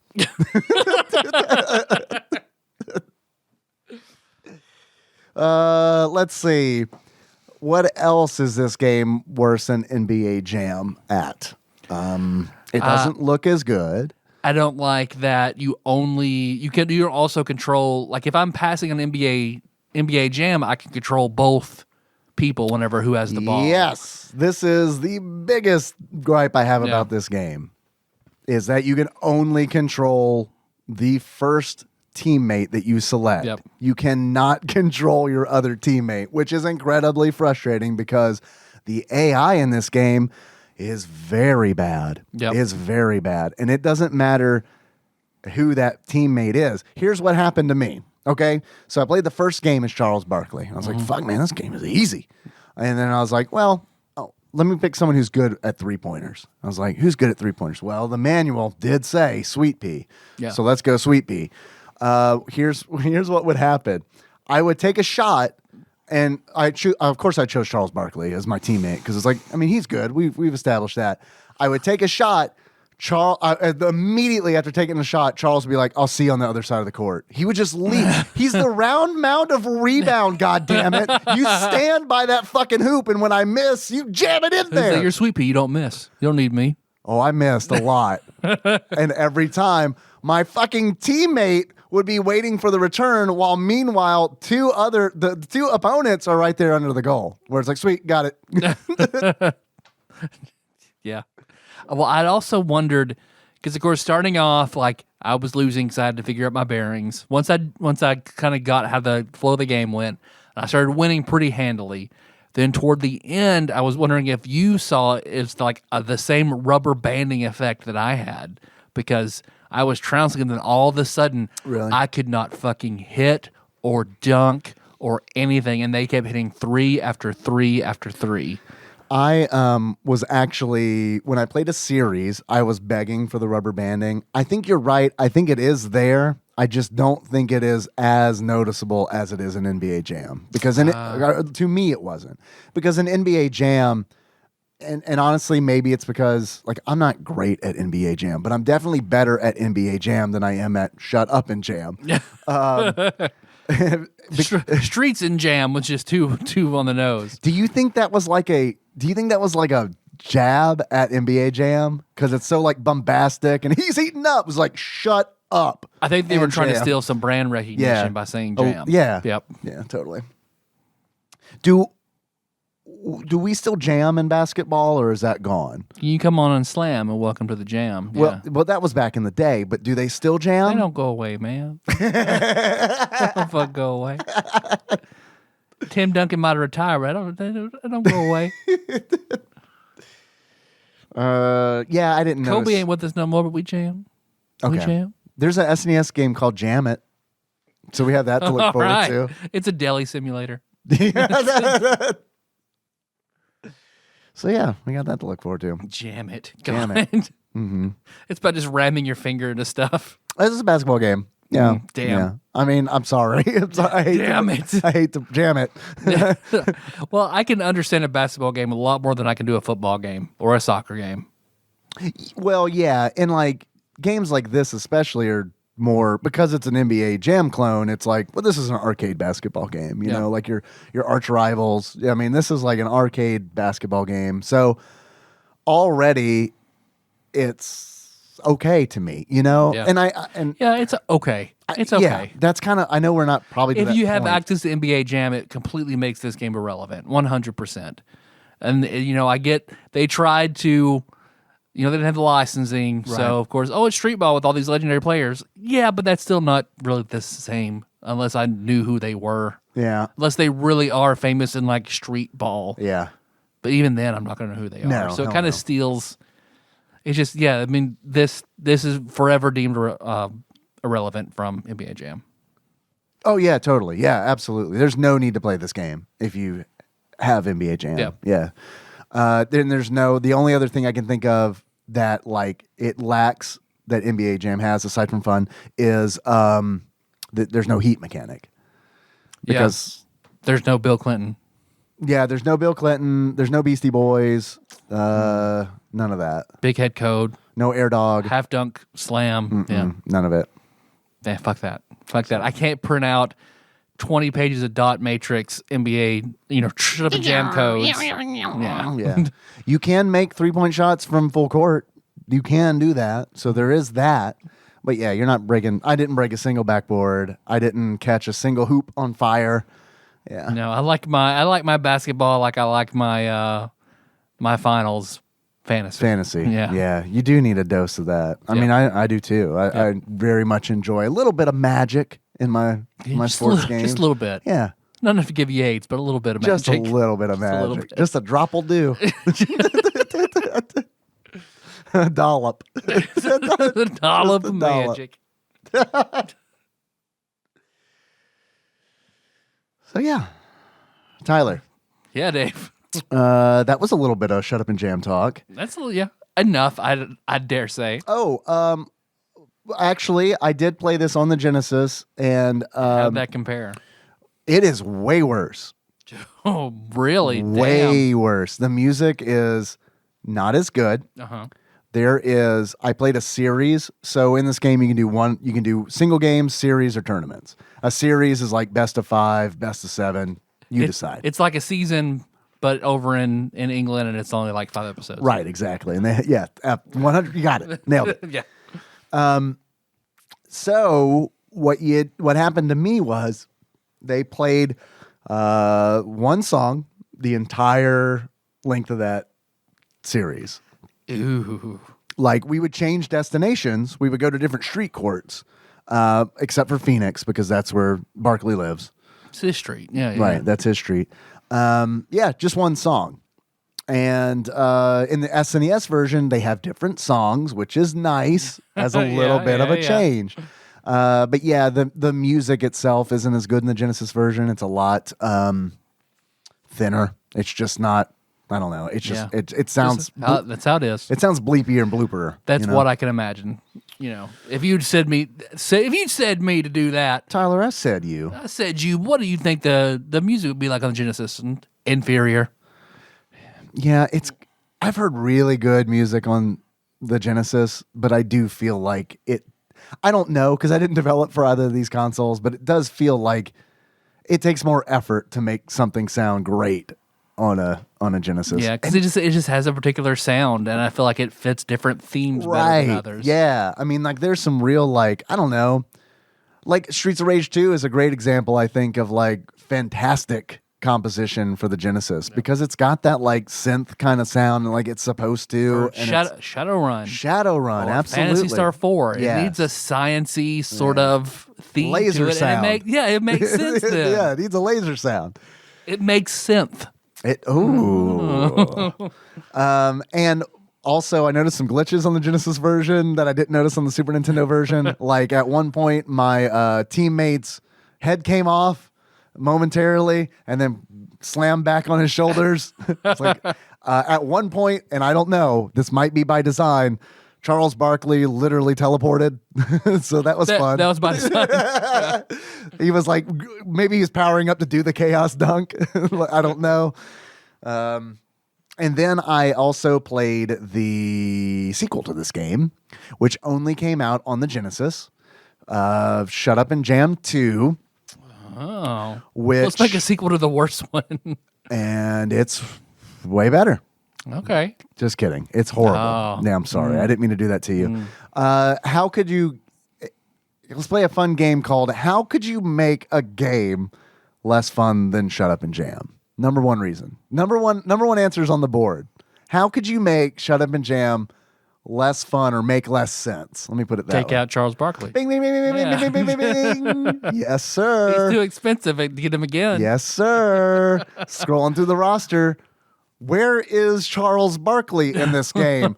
And then Usurper Grimm sent me a cheat code to put Barkley in the game. What the fuck, man? Nuts. What are you doing? What are you doing? But he's called Chucky Barks. So yeah. What are you doing? It's my street name. You know they have the light. Like, what are you doing? I don't know. That's really dumb. God, it's so stupid. I noticed that one of the characters from the roster of the original game made it over. Newts. Yeah, he's the guy who wears the shades. Oh, Newts. Okay. Newts, like Newts Gingrich. Salamanders. Okay. Yeah, the Newt Gingrich is in the Newts game. and it's Newt Gingrich. That's the most NBA Jam thing they could have done. Please send Newts. I'm gonna slam on bipartisanship.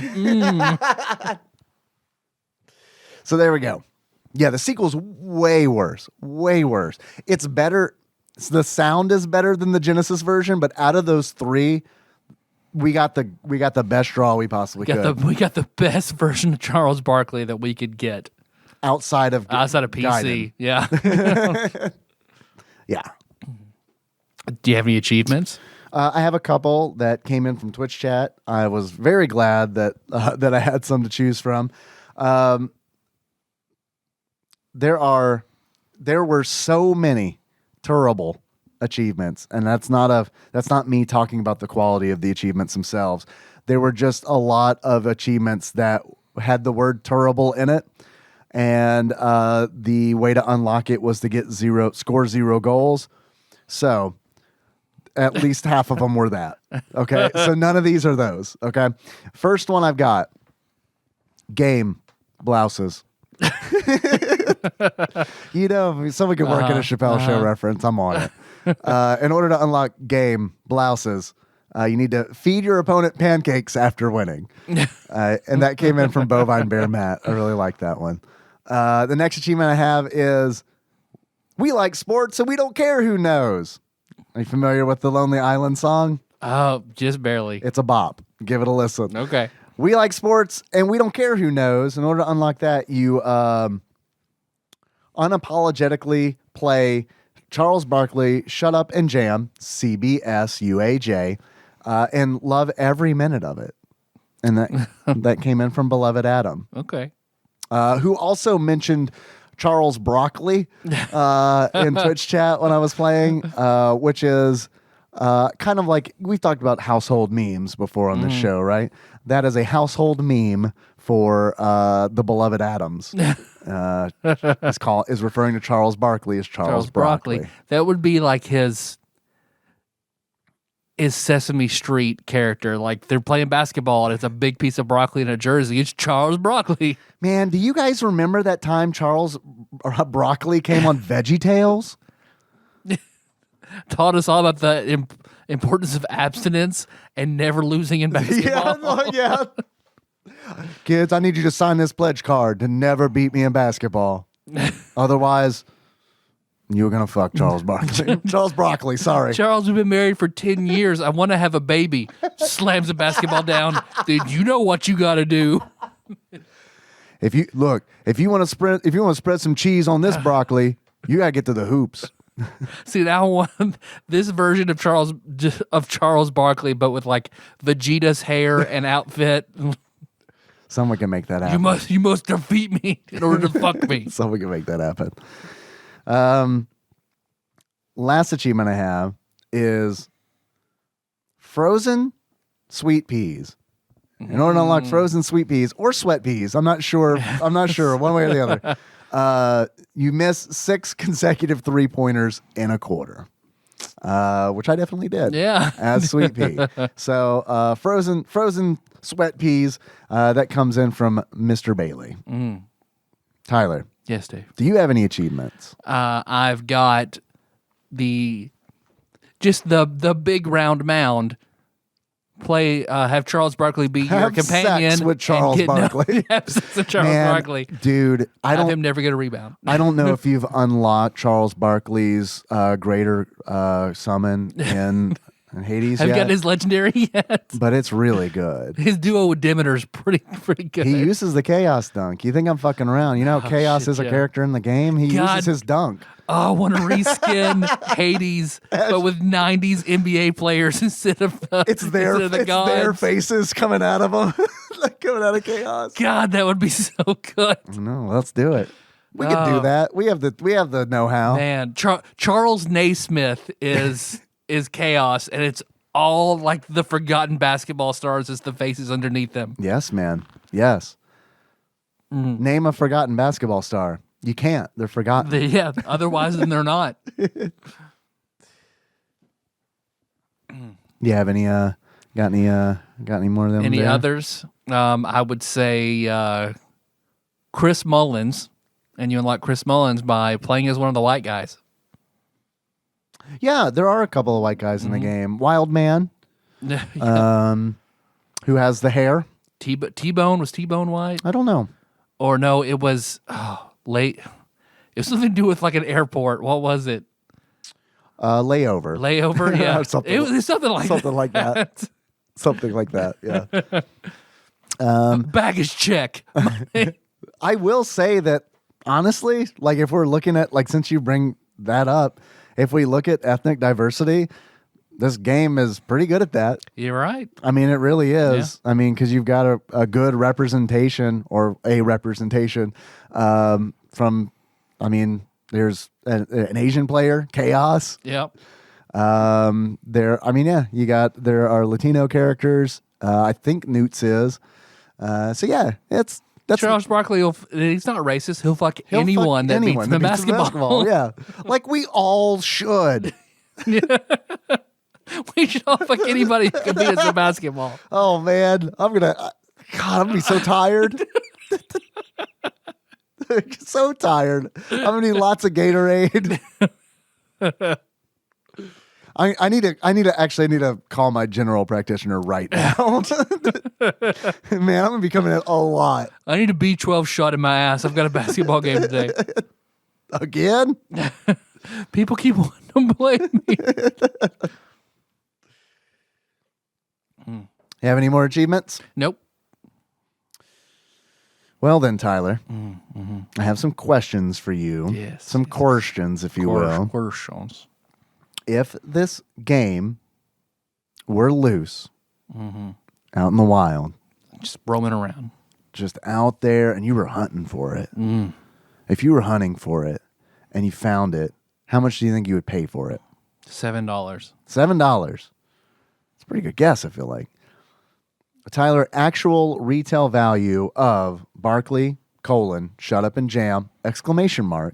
Loose, on average for the Super Nintendo, on price charting, at the time of this recording is $5. Okay. $5. Is it worth it? For playing value, no. For just having it on your wall, sure. Man, I love the idea of putting it on my wall. Yeah. It's like I have this shelf full of Super Nintendo games, and I put Barkley Shut Up and Jam on my wall. And if you want to get the Barkley trilogy, you've got to get this, Gaiden, and 2. Yeah. And maybe one day, Gaiden II. Yeah. God willing. Gaiden willing. Tyler. Got Hades, but it's called LeBron. And you've got to get all the 90s boons to make it out. Damn. It just writes itself. Yeah. It just writes itself. And Hades is Michael Jordan, just angry about you can't break my records, LeBron. Yeah. Yeah. That makes sense. Who is Orpheus and Eurydice in that? Phil Jackson, the coach of the Bulls, and Eurydice is Dennis Rodman. Okay, it's great that we were both going Dennis Rodman for Eurydice. I was gonna go Madonna for Orpheus, but she's not technically a basketball player. Too, but she did fuck Dennis Rodman, right? And she is a Carmen performer. Electra should be in there somewhere as well. Yeah, Carmen Electra is Aphrodite. Okay, that works. I mean, we all know that.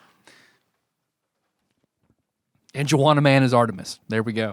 Joanna Man is definitely Artemis. Yeah, good call. Tyler. Yes, Dave. Who is Cerberus? Airbud with 3 heads? Airbud. Man, yeah, a 3-headed Airbud. It would have to be. Has to be. Have to be. Has to be. All right. Look, I own RPG Maker. I feel like we could probably get this project going. Achilles is Bill Lambier. Yeah. Okay. He's the aggressive one. All right. Yeah. Yeah. He's the combative one. Yep. Yeah. That's totally right. Who is Leitner? Who's Christian Leitner? Patroclus. I was thinking maybe one of the bosses. I was thinking like Lerny. Just like he's Patroclus because he's in Elysium and he shouldn't be. Just like Leitner was on the Dream Team and shouldn't have been. Gotcha. I thought it was because he and Bill Lambier were lovers. I want Bill Lambier to just aggressively fuck Christian Leitner. He has to beat him at basketball first. So is the law of basketball. But they can't play because they're too different. Tyler. Yes, Dave. If you were to give this game a beard, sums up how you feel about it, what kind of beard would it be? I would give this the beard of Sam Bowie. Of Sam Bowie. Sam Bowie, who was a great college player, completely bombed out in the NBA. He was chosen over Michael Jordan. So, sort of a player you might have had hopes for, but in the end, no, fuck that. Not like he had to live with that for his whole life. Nope. That's a rough one. Yep. To be like, oh, you're the guy they picked over Michael Jordan, huh? Yeah. And then you didn't do any good? Oh, yeah, man. Sweet. Man. I'm going to shake your hand. And then spit on it. Hey, I'm going to play you in basketball and then fuck you, apparently, because you're Come garbage. on. Here, grab the rock. Feed me the rock. No sissy fouls. No, never. Oh, I think it is important to say that there are no fouls in this game. Right. right. Lots of bows being thrown. Lots of bows. In the Genesis version, there is, in 2, in the sequel, there is literally a button just to throw an elbow. Which is real rough because it's a 3-button game, you know? And I will say that in the Genesis version... The B-Wolverine is pretty vicious. Yes, it is. No fouls, bub. Snickety, snickety, snick. No one beats me at basketball. Yeah, the Wolverine is undefeated at basketball. I will say, I failed to mention this, but in the Genesis version, I guess because it's a 3-button game, in the Super Nintendo version, you have to press a button to steal. But since the Genesis has 3 buttons, all you have to do is essentially bump them, and you get it. Yeah. That's dumb. I mean, I liked it a lot better because it made it super easy. I just gotta run into him and get the ball. Right. And if I don't get the ball, well, I'll just run into it again. Right. Fine. Yeah, totally. No, it was fun because I could take a shot, they'd rebound it, I just bump them, steal the ball, take a shot, make it, they'd grab it, steal it from them, take a shot. Like, we spent a whole bunch of time just on their side of the court. Yeah. I mean, I like it better because it's easier. Yep. I get it. Tyler. Yes, Dave.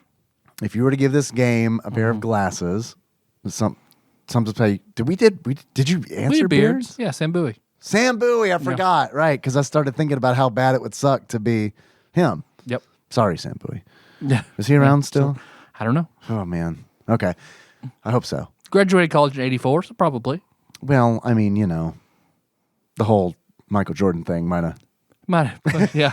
I'm going to put a damper on things. I don't know. I mean, look, I'm not. He lost a lot. He probably got fucked a whole lot. Yeah. We don't know.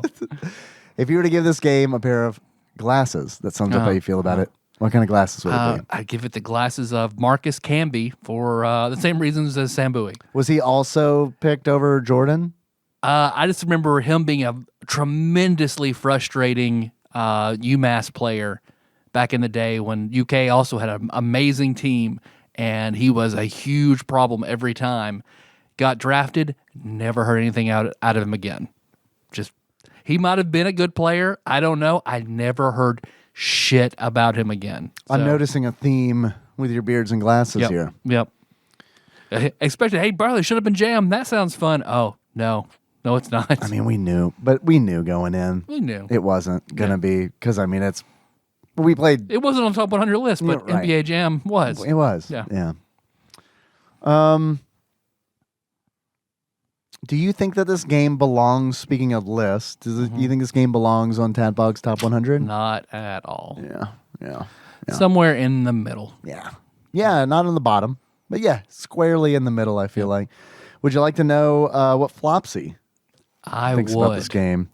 In the Ultimate Nintendo Guide to the SNES Library 1991 through 1998 by Pat Contry, courtesy of Master Mold Mike, they gave Barkley Shut Up and Jam 2 stars. Which I feel pretty good about. Yeah. You could play this with the multi-tap. That's kind of interesting. 4 players could play it. You could do that with NBA Jam as well, but you can also do it with Barkley Shut Up and Jam. So that's neat. Charles Barkley was in a bunch of fun commercials from the 90s I'd forgotten about. Yes, Big Dick Pie Baker Chris Vaughn sent over a bunch of those commercials. Yep. And dude, I've loved sharing them with you because it's like the one with Barkley playing Godzilla, like one-on-one with Godzilla, is one that I remember. Like, dude, I had forgotten about that commercial, but when I watched it, I was like, oh my God. It's so good. Like, that commercial is like really well done. Like, I mean, the fact that I don't know, man, they built a miniature city and it like looks really good. And then he beats the fuck out of Godzilla at basketball. Yeah. And then encourages him. He's like, hey man, it's okay. I'm gonna fuck you gently. It's all right. I'm gonna fuck Godzilla. I remember the right guard commercial really well, where he's like an archaeologist with the right guard. Right guard stands out to me because one of my first times I ever masturbated was with right guard as lube, and that's a texture good. Tyler, it's a smell you don't forget. Anything else would be uncivilized. Yeah. Before I fuck whoever I'm beating basketball, I'll lube this dick up with a right guard. Man, that's the one where he's like Indiana Jones, essentially, right? Yep. Yeah. There's also, do you remember the one with him and Humpty? Yeah. I very vaguely, because I remember his nose weirding me out really badly. The gold nose. Yeah. Like, why is that a thing? Mm-hmm. His hat, sure, it's big and goofy, but why the gold nose? Mm-hmm. He's just owning it. And then, of course, the one that I actually remembered, because I was a kid that loved McDonald's and ate all that shit up and still do. Yep. Yeah, still do.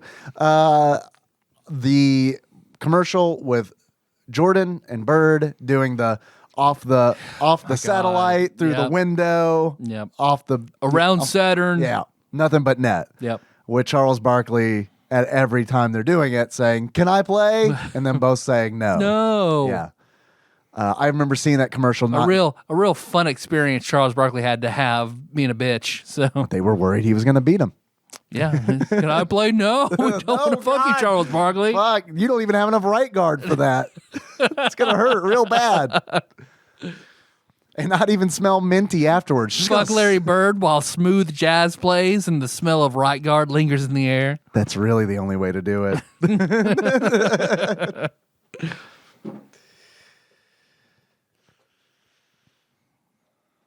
You got any more questions? I have a statement. I have a fact. Yeah, give me a fact. I didn't know this about Charles Barkley, but did you know that in 2008 he announced that he was going to run for governor of Alabama? Oh shit. He would have lost, but yeah. Yeah, I mean, but he probably would have had like the best chance out of any NBA player. Well, I don't know. Knowing what we know about Alabama, I mean, they very, very nearly elected a child molester. Right. Yep. Well, did or did not that man beat that child in basketball? Well, I mean, if he challenged Roy, what's his name? I do feel like, honestly, and again, Roy just hanging out at the mall with the basketball. If I won't play, Again, I said this on our Patreon episode, and I'm going to limit it. I promise. But I don't want to get too political. But if we did find out that Rudy Giuliani actually wanted to figure out the election results through a basketball one-on-one tournament, I wouldn't be too surprised at this point. Yeah. Just going to throw that out there. He won a trial by combat, so why not trial by basketball? It's just one step up or down. I don't know which one. How about we play basketball for democracy? Yeah. Oh, I'm sorry. Did you say combat by jamming it? Because we'll jam it. I will challenge anybody to a game of NBA Jam for election results. Bernie Sanders can have a little jam in it as a treat. Elizabeth Warren dropped out of the race because I beat her ass in NBA Jam. Jazz for life. Do you remember? John Stockton, very small, great stats, very underestimated player. Truly one of the 99%. I don't believe that for a minute, Bernie. He showed up to NBA games in his minivan full of his kids. That's the truth. He would pull up behind the bus with all the players, and they would watch John Stockton unload all his kids, dress for the game, beat some ass, get back in his minivan, and drive home. Do you remember Barkley from Clerks, the animated series? No, yeah, I don't. He voiced himself in Clerks, the animated series. Shit. Yeah, he's in several segments, one in which Jay and Silent Bob beat him up on the street. He does the Charlie Brown sad walk away at least 3 times. There is a scene where I think it's NBA players are involved in a trial where it's handled in court. I have to watch that again. I have it. I know. I see every time I'm over here. I see it. And I'm like, I should ask Tyler if I can borrow that and rip them all and then give it back. Yeah. Do it. So. I'm assuming they're in there. I bought that case at a Goodwill for $1. You didn't look in there? I don't even remember. That is some real goodwill that you have for that organization. I'll pay if this is empty, it's still worth $1. It's still worth $1. Yeah, for sure. For sure. And then the only other Barkley fact that I have, or question for you really, is have you seen his golf swing? No. There are some great videos on YouTube of Charles Barkley's golf swing. That is, and I don't follow Barkley. I don't follow sports. So I don't know if this is one big like Andy Kaufman-esque joke that Charles Barkley had played on the world or not. Because it is honestly hard to believe that his swing is this bad. Like, I mean, it honestly might be. He's very far from the ground. So I can imagine it'd be hard. He is far from the ground. That is fair. But like, it is like. A big round mound can knock off.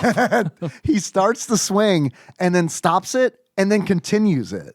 And there is a video on YouTube that you can find of him doing that, hitting the ball. You hear a man say, ow, the camera pans, and then you see a dude rubbing the back of his head.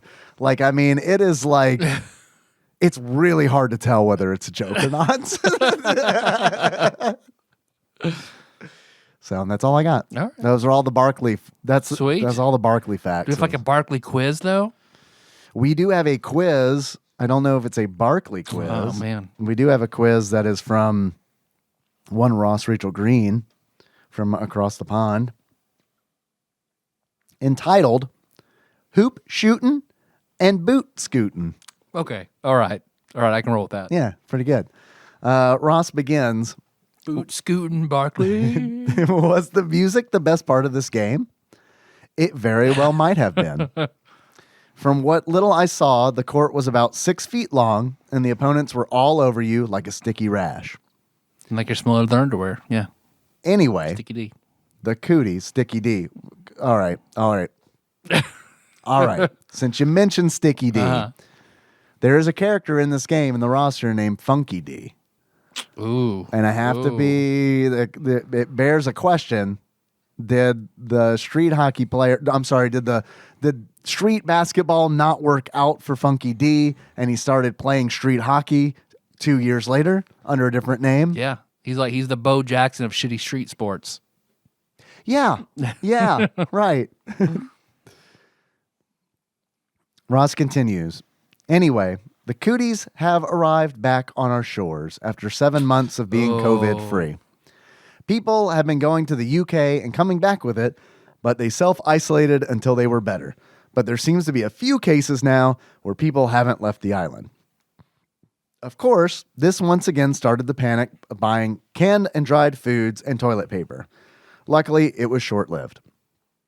It does. Everyone else is dead on the island but us. Yeah. So I wrote a quiz. I got a lot of spare time because everyone's dead but us. While we're not looting the corpses, we're writing quizzes. Good news. I've got the next 30 quizzes all lined up. Ross continues. It does mean that for at least the next 3 weeks, I will be working from home. That was a good seductive winky. Working. Henry's trying to the wink. shoulder shimmy winking. Henry's trying to wink now, and it's fucking adorable. Because I winked at him earlier today, and he did that. Wink, did I do it? Wink, you know. Melissa can't wink. Really? So when she tries, she just blinks both eyes at you. She just never put her time into that useless skill. I've seen her try very hard. She does not like that she can't. I remember being in her shoes when I like 7 years old because my dad would wink all the time, and I would do the blink thing until I have vivid memories of pooping as a child, and what I would do since I didn't have a smartphone was just try to wink. Walk by where you're taking your open door dump. Hey, Dad, double eye blink. Hey, Dad, look at my nervous tick while I poop. Are you proud of me, Dad? Come give me butterfly kisses while I poop. Let's see. Ross continues. Assuming my job title change. Oh, hold on. Let me start over. Otherwise, his punchline's not going to make sense. No, step on it. Ruin it. Fuck it. It doesn't mean that for at least the next 3 weeks. I'm sorry, Ross. I'm just not going to do it. I'm just not going to read any of this. Were you ready for the question one, Tyler? Do the rest of it in a Cockney accent. Just spread it all out. I already did that to him on Twitch. I can't do it again. He called it a hate crime. He was right. More like a enough crime. They're so close to being the same thing, Yeah, it's not. If it were not caring crime, if it were a ignorant crime. No, I did it because I knew he was there and wanted to offend his sensibilities. Perfect. Yeah. Ross continues. It does mean that for at least the next 3 weeks, I will be working from home. I love the Blanche Devereaux style. You got a good, yeah. Assuming my job title changes to professional masturbator. So in this quiz, get a rock guard. You're welcome, Ross. I restarted that 3 times just for you, buddy.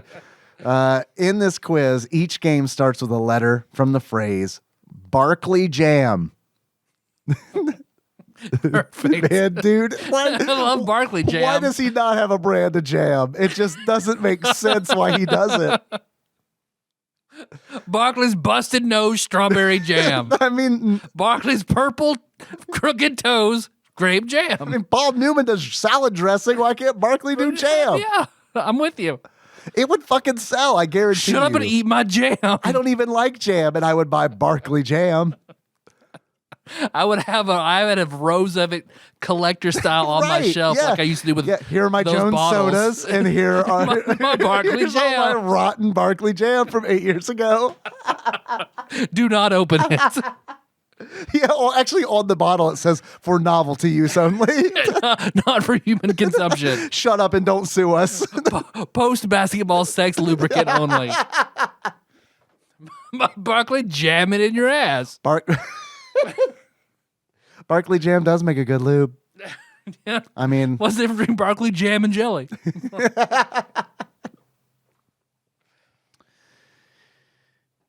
for use only after you're beaten in basketball.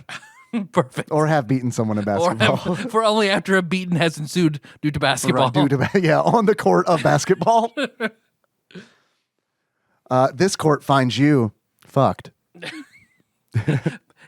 Barkley's bedroom has it's a basketball court with one of those fold out beds from sitcoms. It only comes down whenever I lose a basketball. It's never come down.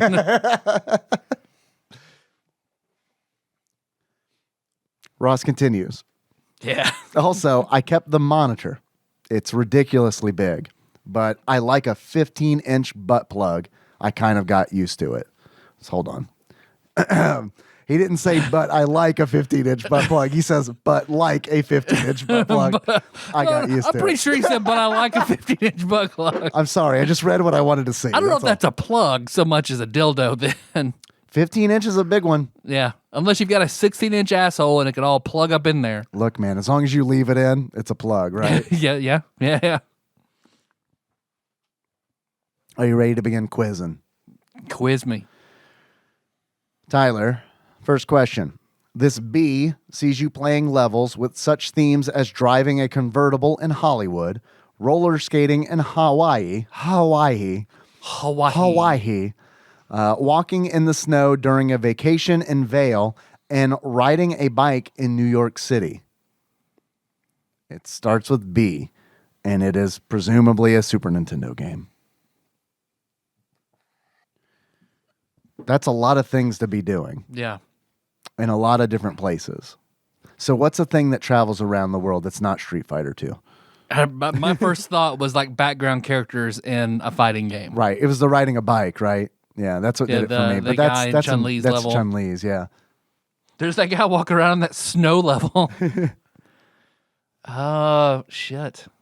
It's a game that starts with the letter B. Driving a convertible in Hollywood?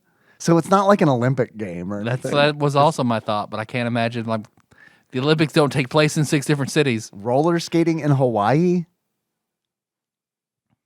Walking in the snow? Just walking? I think it's a fighting game. I really think it's the background characters in a fighting game. Okay. All right. He does say such themes as. Yeah. So what's a fighting game? Battle Blaze, but that was all like Conan the Barbarian style. I don't remember a convertible in that one. What's another one that starts with B? It could also be a beat 'em up.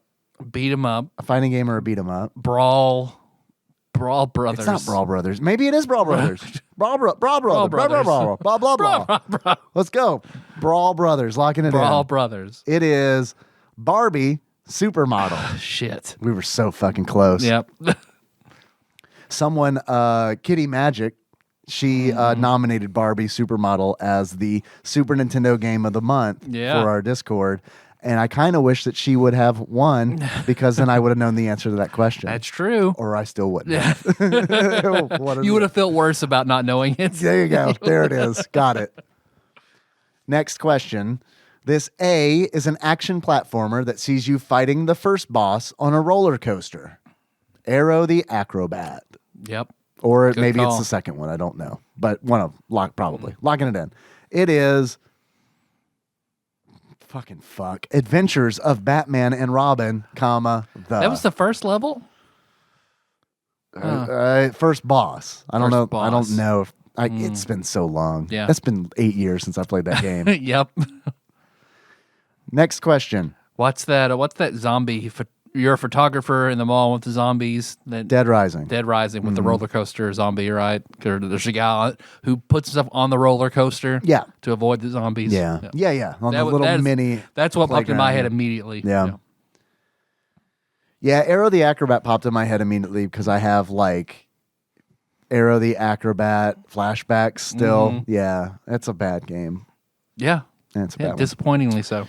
Next question. This R is based on a movie from a trilogy and sees the protagonist now piloting a jetpack. Would that be Rocketeer, comma, the? Yep, I think so. Locking it in. Was it of a trilogy? I didn't look. Was it how many Rocketeer movies? I think were Rocketeer had to be a singular. Okay, The protagonist. I'm not gonna look. Piloting a jetpack. Not gonna look at the answer. This R is based on a movie from a trilogy and sees the protagonist now piloting a jetpack. Return of the Jedi, comma, the Super Star Wars? I mean, Boba Fett's a protagonist, right? No, he's definitely an antagonist. Is Han ever on a jetpack? I don't remember. Those games were not good. I almost want to say that. Okay. Return of the Jedi. Rocketeer is not a trilogy. Yeah. Yeah. All right. Return of the Jedi. Locking it in. It is RoboCop 3. Okay. Fair enough.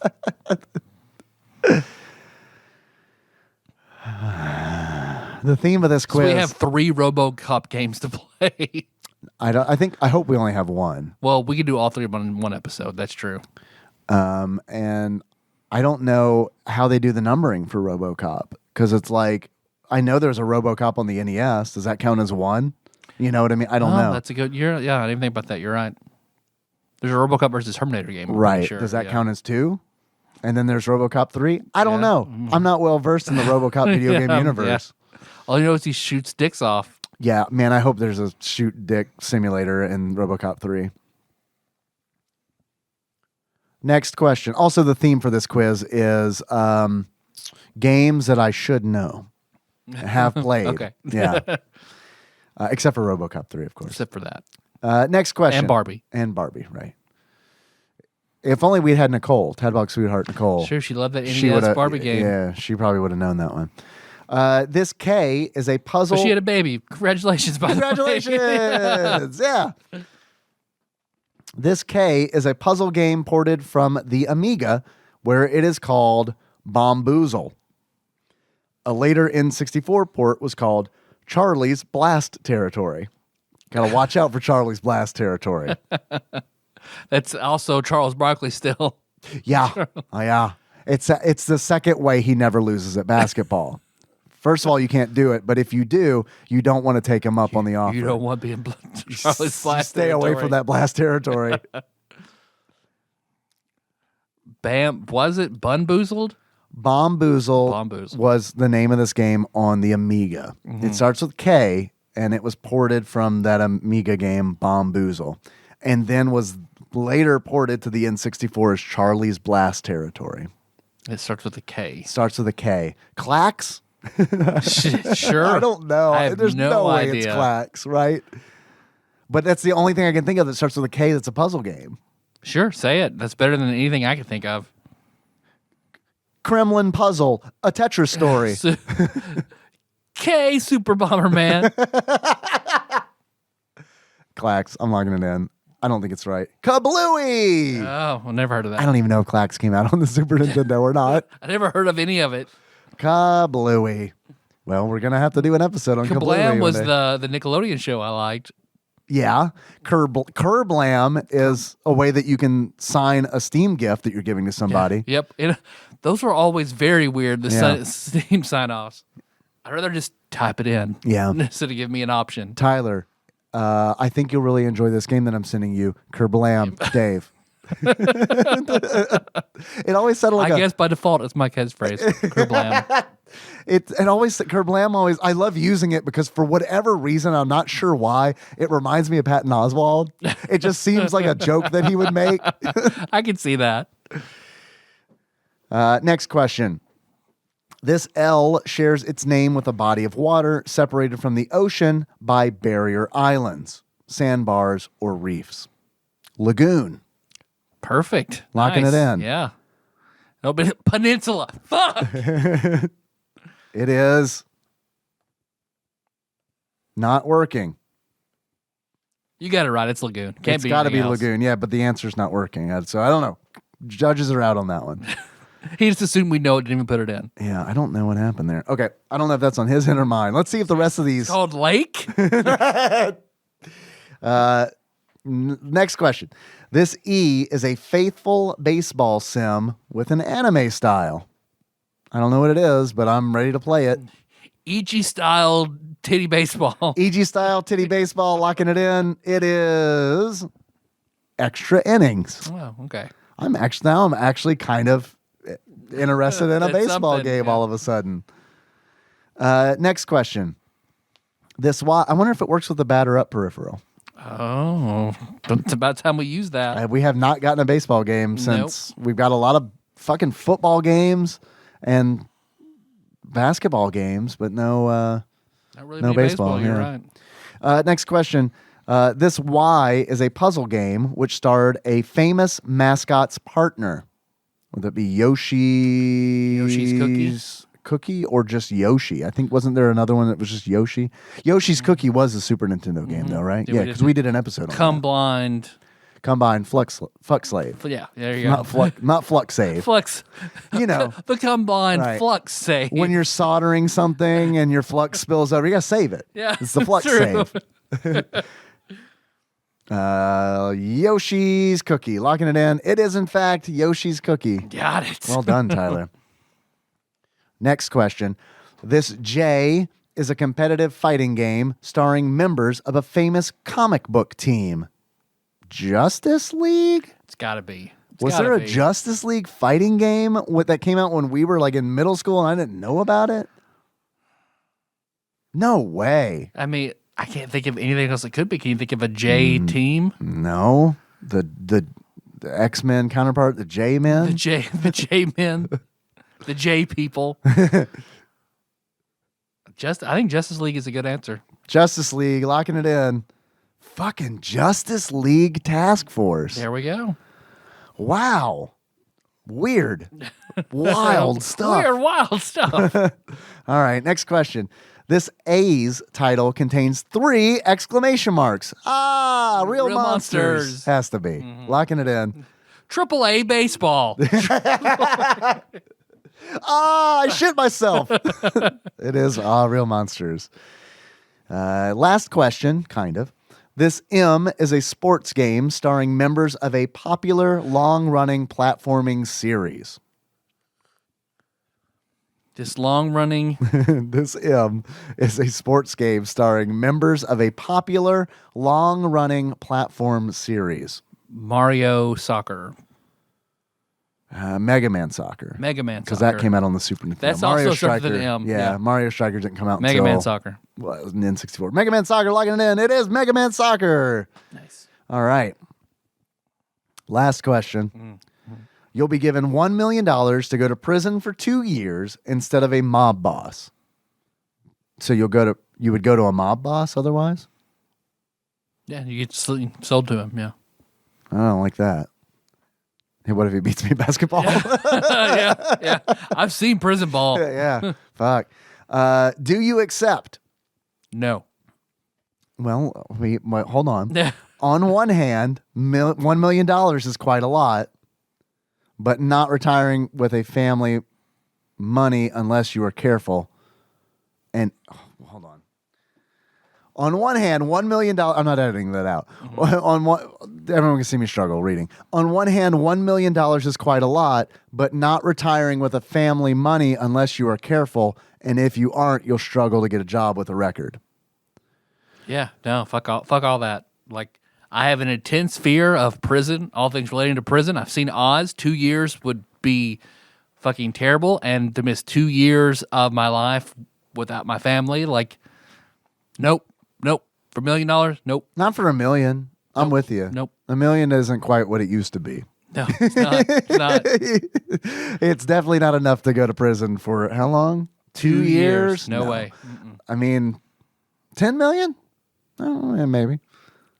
Because look, here's the thing. Man. You go to. Well, I guess the other thing is, I was gonna say you have to worry about getting work after you go to prison. Yeah. Would I have to worry about that though? Because I'd be in the mob's favor. You know what I mean? But now I'm all of a sudden I feel like I got to do work for them. You got to work for the mob. Yeah. And $1 million, even if you don't, you still walk away. That's like $1 million's too low. And if you can't work again because it's a felony, you make $40,000 a year for the rest of your life. Yeah, a million's too And with my low. family, like that's not gonna fly. You're talking less than that, honestly. Like it's really hard to get. It's really hard to get work if you've been in prison. Yep. It's fucked up, honestly. Yep. Okay, so we're both saying no. It's a hard no. No way. All right, that's it for hoop shooting and boot scooting. Yeah. Well, Dave, I think we should grab that batter up peripheral that we were talking about. Yeah, let's do it. Thanks, Ross, for the quiz, man. I Yeah, that was a good quiz. Good quiz. Good luck with the 18-inch butt plug, or 15-inch, sorry. 15 inch, You haven't worked your way 15 up there 3 extra inches. Yeah. You're not a big boy quite yet. Yeah, not up to 1.5 feet. You're not a big round of 16-inch butt plug. Is it like, maybe it's a real thin one, though? Oh, yeah, Like a drain snake? Like a straw? Yeah, it's like plumber's tool. So I'm going to take this batter up peripheral, put one end on the ground, my head on the other end, Wild and Crazy Crid style, so I can turn a circle, pull my on a random direction. Love those crids. Yeah. Say the prayer we all love to say. No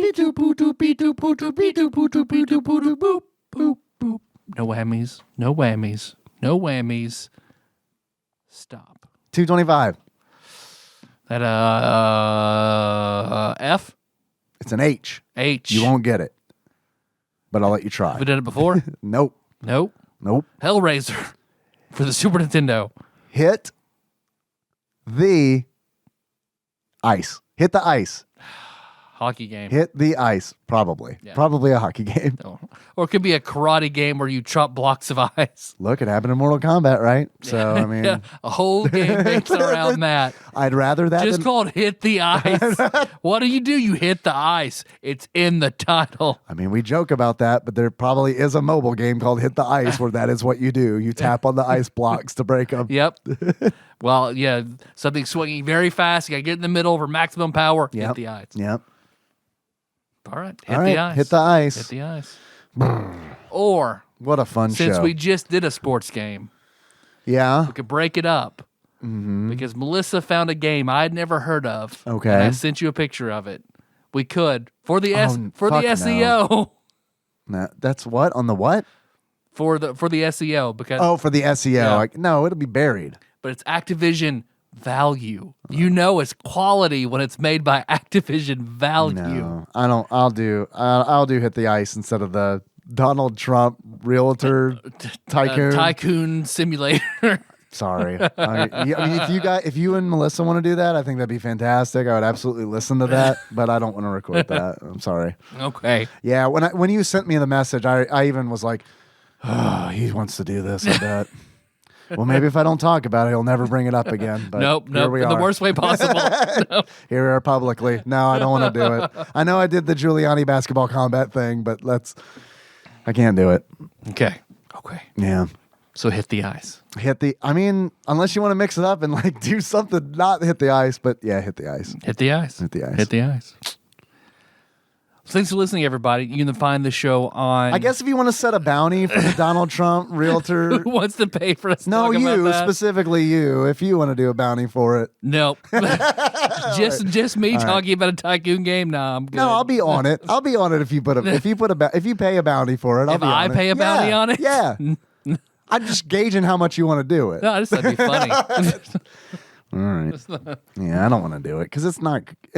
I looked into it, like I did. Of course it's ridiculous. Well, of course it's ridiculous, but it's also like, I don't know. Look, we'll play Home Alone 2 at some point. You're right. You want to do Home Alone 2 instead of Hit the Ice for that SEO? That CEO SEO. That I've seen where people are requesting he be digitally removed from Home Alone 2. They replace him with another Tim Curry. Current day Tim Curry. Right. Tim, we're going to need you to come back and refilm this. The snow shovel man from the first one is put in. Nice. Yeah, I love it. Who looks like Walter Day from, Yeah, he does. From King of Kong. every time I see Home Alone really now, I'm like, does. is that Walter Day? Every time I see Walter Day, I'm like, man, the snow shovel man got a good job. That's interesting. Billy Mitchell must have saved him from the street because he really kissed his ass for a long time. Did you know that Billy Mitchell's his kid, and that's who he's talking about in Home Alone 1? That makes sense. Yeah. That makes sense. I know, right? Little known fact. You find the show on iTunes, Stitcher, YouTube, Spotify, Patreon, Facebook, all sorts of places. It's all over. It's not hard. It's not hard to find it. TADPOG. You might get some Tadpole stuff. Yeah. Some Tap Dog stuff. Yeah. But we're out there. When I rated on, I can't remember if it was Friday. I think it was Friday. I rated Coco after the Twitch stream, and she was closing up her stream. So she said, well, let's do a co-raid. And it's like, okay. So, we'll go in there together. And we did. And the person that we rated definitely called us Tadpole. Wonderful. Definitely call us Tadpole. Coco and Tadpole. Coco, it's Tadpole here? I think is what she said. It's like, yeah, Coco and Tadpole. Yep. It wasn't Tap Dog. Look, let's be real. Tadpoles happened before. Yeah. Tadpoles happened before. If you do a search on iTunes, I think for Tadpog, you do get a search result for like a Tadpole kids game like Tadpole. Nope. Yep. You absolutely do. I've done that many, many times. Yeah. Autocorrects a bit. All right. Well, I guess I'm playing Tadpole. I think we should rename the show to Charles Barkley Talk About Games. Okay. Yeah. Just throw Charles Barkley in there. Yeah. Everything. Then we get sued. We'll change it back after he sues us. No, we just look. We get a lot of press if Charles Barkley sues us. That's true. Like a lot. We're paying a lot for that press. I mean, look, he'll probably drop the charges when he sees that we're nice guys.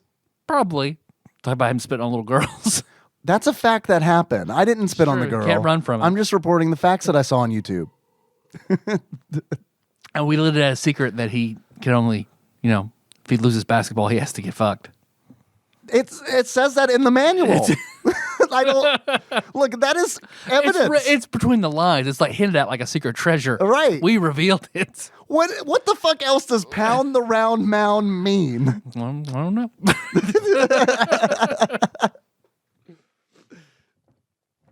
What else did we do? We're on Facebook. Yes. The main page, Facebook, Tadpog, episode announcements, memes. Yes. If you're a fan, there's Tadpog Nations where the dank stuff resides. But if you like that good organized chat, that's on the Discord. There's a Hades channel now. Yes. So good. There's an organized room for Hades because Hades talk was spilling over a lot into other channels. Yep. Lots of people on the Discord are playing Hades. Because it's a fucking fantastic. It's amazing. Yep. Yeah. Yep. What else? And I guess we're on Tadpog _podcast on Instagram and Twitter. Yes. But most importantly, I'm going to pull up that Patreon while it slowly loads. It's all right. We got time. I think I said, did I mention Laxby last time? Yeah, I did mention Laxby. Yep, we got Laxby. And a bump from Jonathan Martinez. Thank you, Jonathan very Martinez. Very much appreciated. That's all we got. That's all we got. This episode was executive produced by the following people. These are the folks who donate on our Patreon at a $20 a month level or higher. Thank you very much. You guys are amazing, and we appreciate the support very much. Usurper Grimm, God Emperor Alex Pena, Cthusiast Jeff Miners, Cousin David Galino, Coronavirus Savior Cubicle Monkey, Zeus Laser, Steve Dixon, Clambro Cody Phillips, Lint Liquor Joseph Phillips, Bantha Master, The Eightfold Daniel Abernathy, Plinko Nick Price, Time Lord Josh Edwards, Executive Producer Dig Duggy, Matt Gentile aka Gentle G, Magical Sleeper aka Big Dick Pie Baker Chris Vaughn, Laud Mulaney Dennis, Pinball Archmage Chris Edler, congratulations on your marriage and I'm sorry you couldn't be on this episode, Sandwich Pope Phil Hawkins, Drinksmith Joey Webster, Big Daddy Paul Anderson, Master Cycle Baron Kevin Link, Demented Lemming, and Captain Detective Count Victor von Cunnilingus Hart. Boom. Thanks guys, very much. Our theme song is Moves by Sycamore Drive. Link to that track on the charts, tadpog.com. How you even close this one out, Dave? As someone who just lost a basketball game to Charles Barkley. All right. So until next time, Tropical Capricorn! What if I'm Charles Barkley? Barkley-san! Barkley Senpai! Notice me, Barkley Senpai!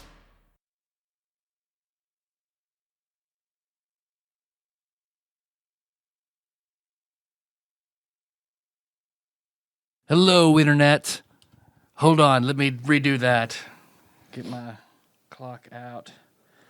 Since we'll have to Clocks out for Harambe. Since we'll have to Instead of double down. cocks, you get it? Clocks out. That's Clocks good. That's out, good. yeah. I get it. You didn't laugh, Clever. so I just wanted to make sure you got That's clever. Cool, thanks. No, I internally, my brain went, oh. Yeah, your brain went, that's a joke. Short exhale of breath.